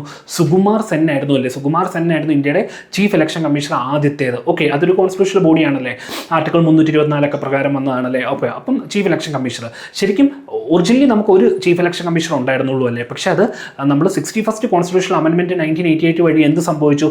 വോട്ടിംഗ് ഏജ് കുറഞ്ഞു അല്ലേ, 21 18 അപ്പം ശരിക്കും നമ്മൾ 2 ഇലക്ഷൻ കമ്മീഷണേഴ്സിനും കൂടെ വെച്ചു അല്ലേ. അപ്പം നിലവിൽ ഇപ്പം അങ്ങനെ 3 ഇലക്ഷൻ കമ്മീഷണേഴ്സ് വന്നു അല്ലേ. ഒരു chief election commissioner, 2 election commissioners of India അല്ലേ. അപ്പം അവിടെ ഇപ്പോഴത്തെ നമ്മുടെ ചീഫ് ഇലക്ഷൻ കമ്മീഷണർ ആണെന്ന് വെച്ചാൽ ഗ്യാനേഷ് കുമാർ ആണെന്ന് ഓർക്കുക. 26ാമത്തെ ചീഫ് ഇലക്ഷൻ കമ്മീഷണർ ആണെന്ന് ഓർക്കുക, ഗ്യാനേഷ് കുമാർ ആണെന്ന് ഓർക്കുക.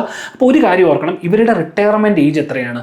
ഈ ഇലക്ഷൻ കമ്മീഷണേഴ്സിൻ്റെ ഒക്കെ എത്രയാണെന്ന് ചോദിച്ചാൽ 65 വയസ്സ് അല്ലെങ്കിൽ 6 വർഷം. ഇതിൽ ഏതാണോ ആദ്യം വരുന്നത്. അതുപോലെ നമ്മൾ ഓർക്കണം, ഈ 65 വയസ്സ് അല്ലെങ്കിൽ 6 വർഷം എന്ന് പറയുന്നത് 3 പ്രധാന പൊസിഷനിൽ ഇന്ത്യയിൽ അത് പറയുന്നുണ്ട്. ഒന്ന് UPSC ചെയർമാൻ്റെ മെമ്പേഴ്സിൻ്റെയും 65 വയസ്സ് 6 വർഷമാണ്. അതുപോലെ CAG ഉണ്ടല്ലോ, കൺട്രോളർ ആൻഡ് ഓഡിറ്റ് ജനറൽ, CAGയുടെയും 65 വയസ്സ് അല്ലെങ്കിൽ 6 വർഷമാണെന്ന് ഓർക്കുക. ഒരു കാര്യം ഓർക്കണം, CAGയുടെ ആർട്ടിക്കിൾ എത്രയായിരുന്നു?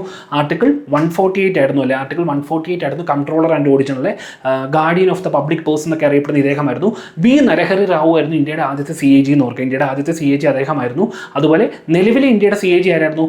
സഞ്ജയ് മൂർത്തി ആണല്ലേ. കുണ്ടു സഞ്ജയ് മൂർത്തി എന്ന് പറഞ്ഞ വ്യക്തിയാണ്. അദ്ദേഹം 15ാമത്തെ CAG ആണെന്ന് ഓർക്കുക. അപ്പോൾ CAGയുടെ റിട്ടയർമെൻറ്റ് ഏജ് 65 വയസ്സ് അല്ലെങ്കിൽ 6 വർഷമാണെന്ന് ഓർക്കുക. 65 വയസ്സ് അല്ലെങ്കിൽ 6 വർഷമാണ് CAG കൺട്രോളർ ആൻഡ് ഓഡിറ്റ് ജനറലിൻ്റെയും റിട്ടയർമെൻറ്റ് ഏജ് എന്ന് ഓർക്കുക. ഓക്കെ, അപ്പം ഇതുമായിട്ട് ബന്ധപ്പെട്ട് പറഞ്ഞു. പിന്നെ കോൺസ്റ്റിറ്റ്യൂഷണൽ ബോഡിയിൽ ഇമ്പോർട്ടൻ്റ് ആണ് NCBC ഉണ്ടല്ലേ, national commission for backward classes ഉണ്ടല്ലേ, NCBC.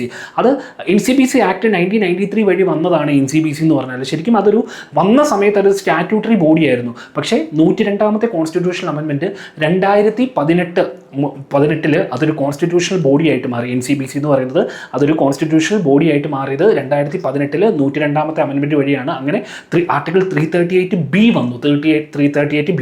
അതേസമയത്ത് വെറും ആർട്ടിക്കിൾ 338 എന്താണെന്ന് വെച്ചാൽ national commission for scheduled caste ആയിരുന്നു ആർട്ടിക്കിൾ 338 എന്ന് പറഞ്ഞാൽ. അതേസമയത്ത് ആർട്ടിക്കിൾ 338A എന്ന് പറഞ്ഞാൽ national commission for scheduled tribes ആണെന്ന് ഓർക്കുക. അപ്പം ആർട്ടിക്കിൾ 338 വെറും 338 നാഷണൽ കമ്മീഷൻ ഫോർ ഷെഡ്യൂൾഡ് കാസ്റ്റും ആർട്ടിക്കിൾ 338A എന്ന് പറയുന്നത് നാഷണൽ കമ്മീഷൻ ഫോർ ഷെഡ്യൂൾഡ് ട്രൈബ്സും ആർട്ടിക്കിൾ 338B എന്ന് പറയുന്നത് national commission for backward class NCBC ആണെന്നും ഓർക്കുക. ഓക്കെ, ഇതൊക്കെയാണ് ഭരണഘടനാ സ്ഥാപനങ്ങളെ പറ്റി ഇമ്പോർട്ടൻ്റ് ആയ കാര്യങ്ങൾ പറയാനുള്ളത്. ഓക്കെ, അപ്പം അടുത്ത ടോപ്പിക് എന്ന് പറഞ്ഞാൽ ജ്ഞാനപീഠത്തെ പറ്റിയാണ് പറയുന്നത്. അപ്പം ജ്ഞാനപീഠം ഇൻസ്റ്റിറ്റ്യൂട്ട് ചെയ്തത് എന്താണെന്ന് ചോദിച്ചാൽ 1961 ജ്ഞാനപീഠം ഇൻസ്റ്റിറ്റ്യൂട്ട് ചെയ്തതെന്ന് ഓർക്കുക. 1961 ജ്ഞാനപീഠം ഇൻസ്റ്റിറ്റ്യൂട്ട് ചെയ്തത്. അങ്ങനെ ആദ്യമായിട്ട് ജ്ഞാനപീഠം കൊടുത്തത് എന്നായിരുന്നു?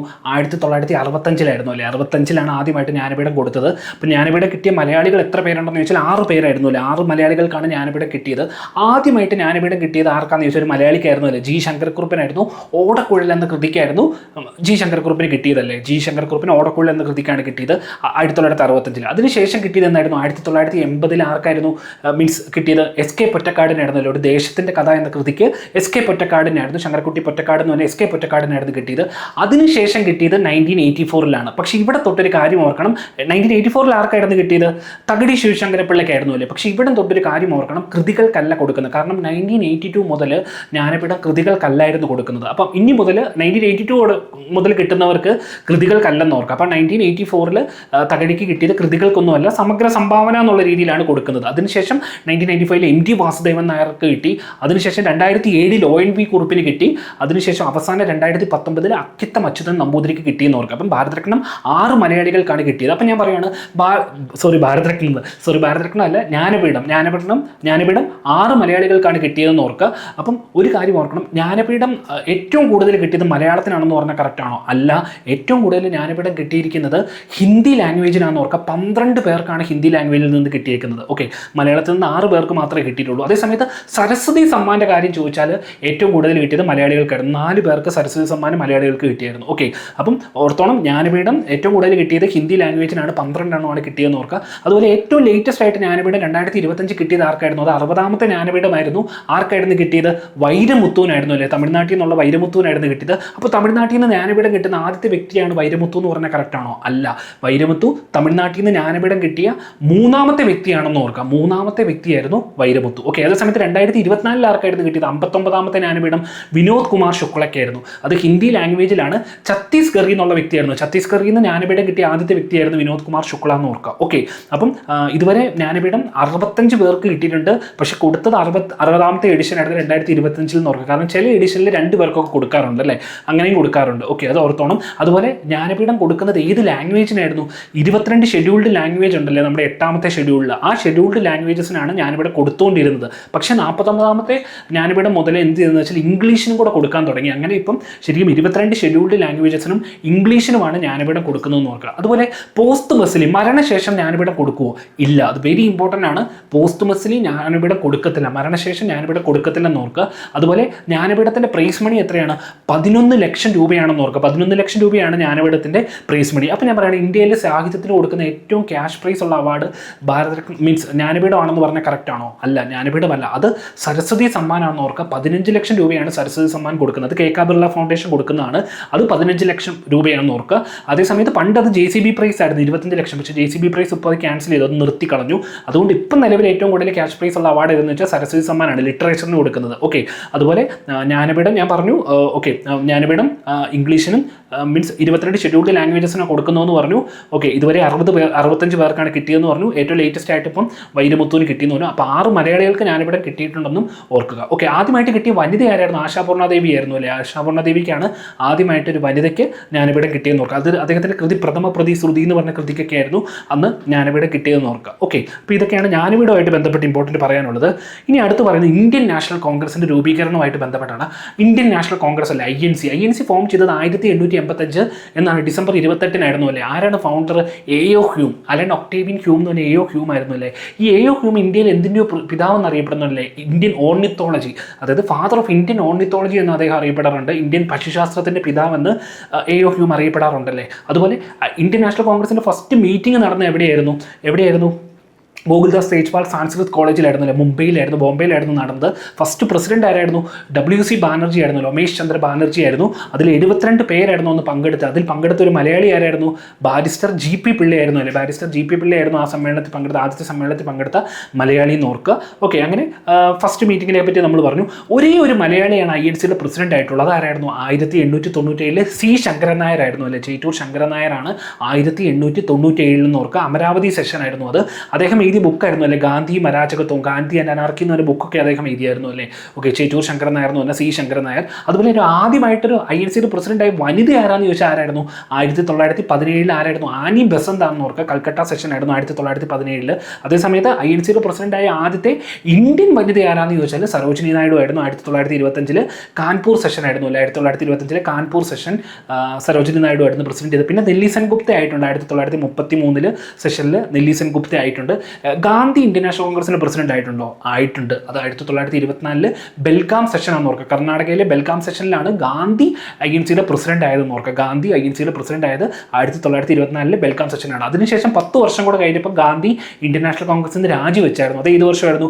1934 ഓർക്കുക. 34 ഗാന്ധി ഇന്ത്യൻ നാഷണൽ കോൺഗ്രസിൽ നിന്ന് രാജിവെച്ചതെന്ന് ഓർക്കുക. ഓക്കെ, ഇതൊക്കെയാണ്. പിന്നെ ഇന്ത്യൻ നാഷണൽ കോൺഗ്രസിന് ആ പേര് സജസ്റ്റ് ചെയ്തത് ദാദാഭായ് നവറോജിയാണ്. Grand old man of India എന്നും അൺഒഫീഷ്യൽ അംബാസഡർ ഓഫ് ഇന്ത്യ എന്നൊക്കെ അറിയപ്പെടുന്നത് അറിയപ്പെടുന്ന ദാദാഭായ് നവറോജിയാണ്. അതുപോലെ ദാദാഭായ് നവറോജി ഇന്ത്യൻ നാഷണൽ കോൺഗ്രസിന് 3 വട്ടം പ്രസിഡന്റ് ആയിട്ടുണ്ടെന്ന് ഓർക്കുക. 3 വർഷം പ്രസിഡന്റ് ആയിട്ടുണ്ട്, 3 തവണ പ്രസിഡന്റ് ആയിട്ടുണ്ട്. അതുപോലെ സ്വാതന്ത്ര്യം കിട്ടുന്ന സമയത്ത് ഇന്ത്യൻ നാഷണൽ കോൺഗ്രസിന്റെ പ്രസിഡന്റ് ആയിരുന്നു ചോദിച്ചാൽ JB കൃപലാനി ആയിരുന്നു സ്വാതന്ത്ര്യം കിട്ടിയ സമയത്ത് ഇന്ത്യൻ നാഷണൽ കോൺഗ്രസിന്റെ പ്രസിഡന്റ് എന്ന് പറഞ്ഞാൽ. അതുപോലെ സ്വാതന്ത്ര്യം കിട്ടി പിറ്റേ വർഷം, അതായത് 1948 മറ്റേ പട്ടാമ്പി സീതാരാമയ്യ ആയിരുന്നു അല്ലേ, മറ്റേ ഗാന്ധിയുടെ നോമിനിയായിട്ട് സുഭാഷ് ചന്ദ്രബോസിന് എതിരെ നിന്ന് മത്സരിച്ച് പരാജയപ്പെട്ട വ്യക്തിയായിരുന്നു അല്ലേ. 1948 INC പ്രസിഡന്റ് അല്ലേ. ഓക്കെ, ഇതൊക്കെയാണ് INC ആയിട്ട് ബന്ധപ്പെട്ട ഇമ്പോർട്ടൻറ്റ് കാര്യങ്ങൾ പറയാനുള്ളത്. ഇനി അടുത്ത ടോപ്പിക്കിലേക്ക് പോകാം. സംസ്ഥാനങ്ങളുടെ പുനഃസംഘടനയാണ്. സംസ്ഥാനങ്ങളുടെ പുനഃസംഘടനയായിട്ട് പറ്റ ഏറ്റവും ഓർക്കേണ്ടത് എന്താണ്? ഫസൽ അലി കമ്മീഷൻ ആണല്ലേ. ഫസൽ അലി കമ്മീഷനെ പറ്റിയാണ് ഓർക്കേണ്ടത്. അത് സ്റ്റേറ്റ് റീഓർഗനൈസേഷൻ കമ്മീഷൻ എന്ന് പറയും. 1953 അപ്പോയിന്റ് ചെയ്തതാണ്, 55 റിപ്പോർട്ട് കൊടുത്തത്. ഈ ഫസൽ അലി കമ്മീഷൻ ശരിക്കും PSCയുടെ ഒരു ഫേവറേറ്റ് ടോപ്പിക് ആണല്ലേ. അപ്പം 1955 റിപ്പോർട്ട് കൊടുത്ത് അതുപ്രകാരം വന്നതാണ് 7th constitutional amendment 1956. 7th constitution amendment 1956. അങ്ങനെ 14 സ്റ്റേറ്റും 6 യൂണിയൻ ടെറിട്ടറി ആണെന്ന് ഫോം ചെയ്തത്. 14 സ്റ്റേറ്റും 6 യൂണിയൻ ടെറിട്ടറി ആണ് ഫോം ചെയ്തതെന്ന് ഓർക്കുക.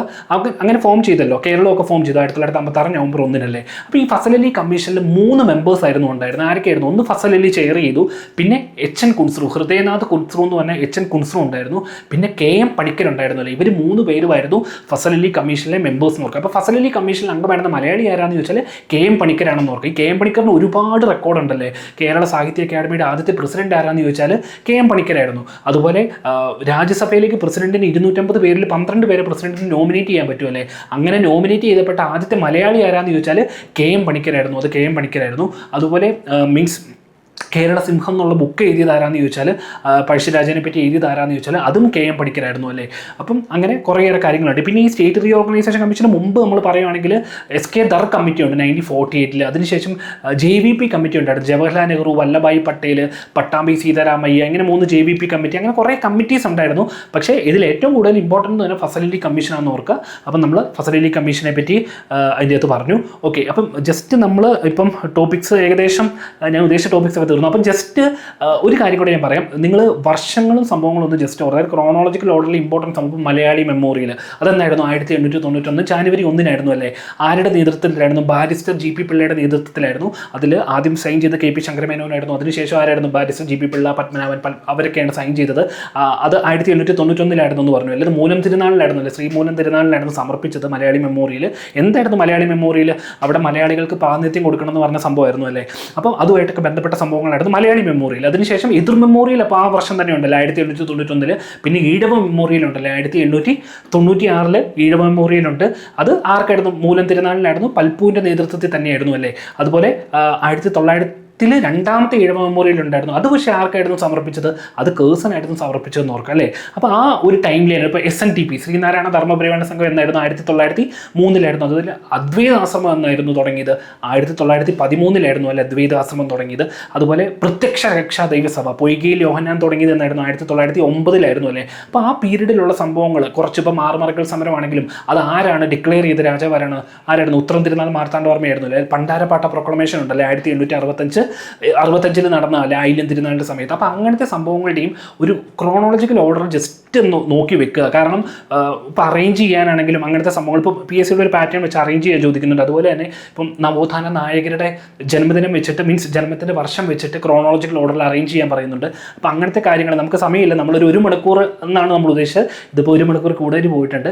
അപ്പം മാക്സിമം കാര്യങ്ങൾ നിങ്ങൾക്ക് പറഞ്ഞു തന്നിട്ടുണ്ട്. നമ്മൾ അതാണ് ടോപ്പിക്സ് ഏറ്റവും കൂടുതൽ മീൻസ് സ്കോർ ചെയ്യാൻ പറ്റുന്ന ഏരിയാസിലെ ടോപ്പിക്സിലെ മാക്സിമം കാര്യങ്ങളാണ് നമ്മളിവിടെ പറഞ്ഞത്. അപ്പം നമ്മൾ ഇത് മീൻസ് നമ്മൾ റിട്ടണോ അങ്ങനെയൊന്നും ഇല്ലാതെ പറയുന്നതാണ്. അപ്പം ചിലപ്പോൾ എന്തെങ്കിലും തെറ്റുകൾ പറഞ്ഞതിൻ്റെ കൂട്ടത്തിൽ ചിലപ്പോൾ എന്തെങ്കിലും വരാം. അങ്ങനെ എന്തെങ്കിലും ഉണ്ടെങ്കിൽ നമ്മൾ കമൻറ്റ് സെക്ഷനിൽ അത് പിൻ ചെയ്ത് വെക്കുന്നതായിരിക്കും. എന്നാലും തെറ്റുകളൊന്നും ഇല്ലെന്ന് തന്നെയാണ് വിശ്വാസം. എന്തെങ്കിലും ഉണ്ടെങ്കിൽ നമ്മൾ കമൻറ്റ് സെക്ഷനിൽ പിൻ ചെയ്ത് വെക്കുന്നതായിരിക്കും. അപ്പോൾ ഇങ്ങനത്തെ സെഷൻസ് ഇപ്പോൾ നിങ്ങൾക്ക് ഇങ്ങനെ ഒരു സെഷൻസ് തരുന്നത് അത് നിങ്ങൾക്ക് ഇനിയും ഇതുപോലെ തരാൻ പ്ലാൻ ചെയ്യുന്നുണ്ട്. അപ്പം നിങ്ങളുടെ അഭിപ്രായം കമൻറ്റ്സൊക്കെ കേട്ടിട്ടായിരിക്കും നമ്മൾ നോക്കുന്നത്. കാരണം ഇത് മാക്സിമം ആൾക്കാരിലേക്ക് എത്തിയാൽ മാത്രമാണ് നമുക്ക് ഇങ്ങനെ ഒരു എഫേർട്ട് എടുത്ത് ചെയ്തിട്ട് കാര്യമുള്ളൂ. അപ്പം അത് നിങ്ങളുടെ അഭിപ്രായങ്ങളും സംഭവങ്ങളും കമൻറ്റ് ചെയ്യുക. ഓക്കെ, അപ്പം എന്തായാലും നിങ്ങൾക്ക് നാളെയാണ് എക്സാം. നന്നായിട്ട് ധൈര്യമായിട്ട് എഴുതാൻ ശ്രമിക്കുക. ക്വസ്റ്റ്യൻസ് ഒക്കെ നന്നായിട്ട് ഇല്ലാൻ തന്നെ വായിക്കുക. മാക്സിമം തന്നെ എല്ലാം വായിച്ച് നോക്കിയിട്ട് തന്നെ ചെയ്യാൻ ശ്രമിക്കുക. ഒന്നും സ്കിപ്പ് ചെയ്യാതെ മീൻസ് ഒരു ക്വസ്റ്റ്യൻ നമ്മൾ എക്സാം ഹാളിൽ നിന്ന് ഇറങ്ങി കഴിഞ്ഞതിന് ശേഷം അയ്യോ അത് മിസ്സായല്ലോ എന്ന് തോന്നാതെ വായിച്ചെടുക്കാൻ നോക്കുക. വായിച്ച് തന്നെ എത്തുക. കാരണം ചിലപ്പം ഒരു സ്റ്റേറ്റ്മെൻറ്റ് ക്വസ്റ്റ്യൻ ആണെങ്കിൽ അത് വായിച്ചാൽ ചിലപ്പോൾ ഈ സിമ്പിളായിട്ട് കിട്ടുന്ന സംഭവമായിരിക്കും. അപ്പം അതും വായിച്ച് നന്നായിട്ട് തന്നെ എഴുതാൻ എല്ലാവർക്കും സാധിക്കട്ടെ. അപ്പോൾ എല്ലാവർക്കും നല്ലൊരു ദിവസം വിഷ് ചെയ്തുകൊണ്ട് നിർത്തുന്നു. Thank you.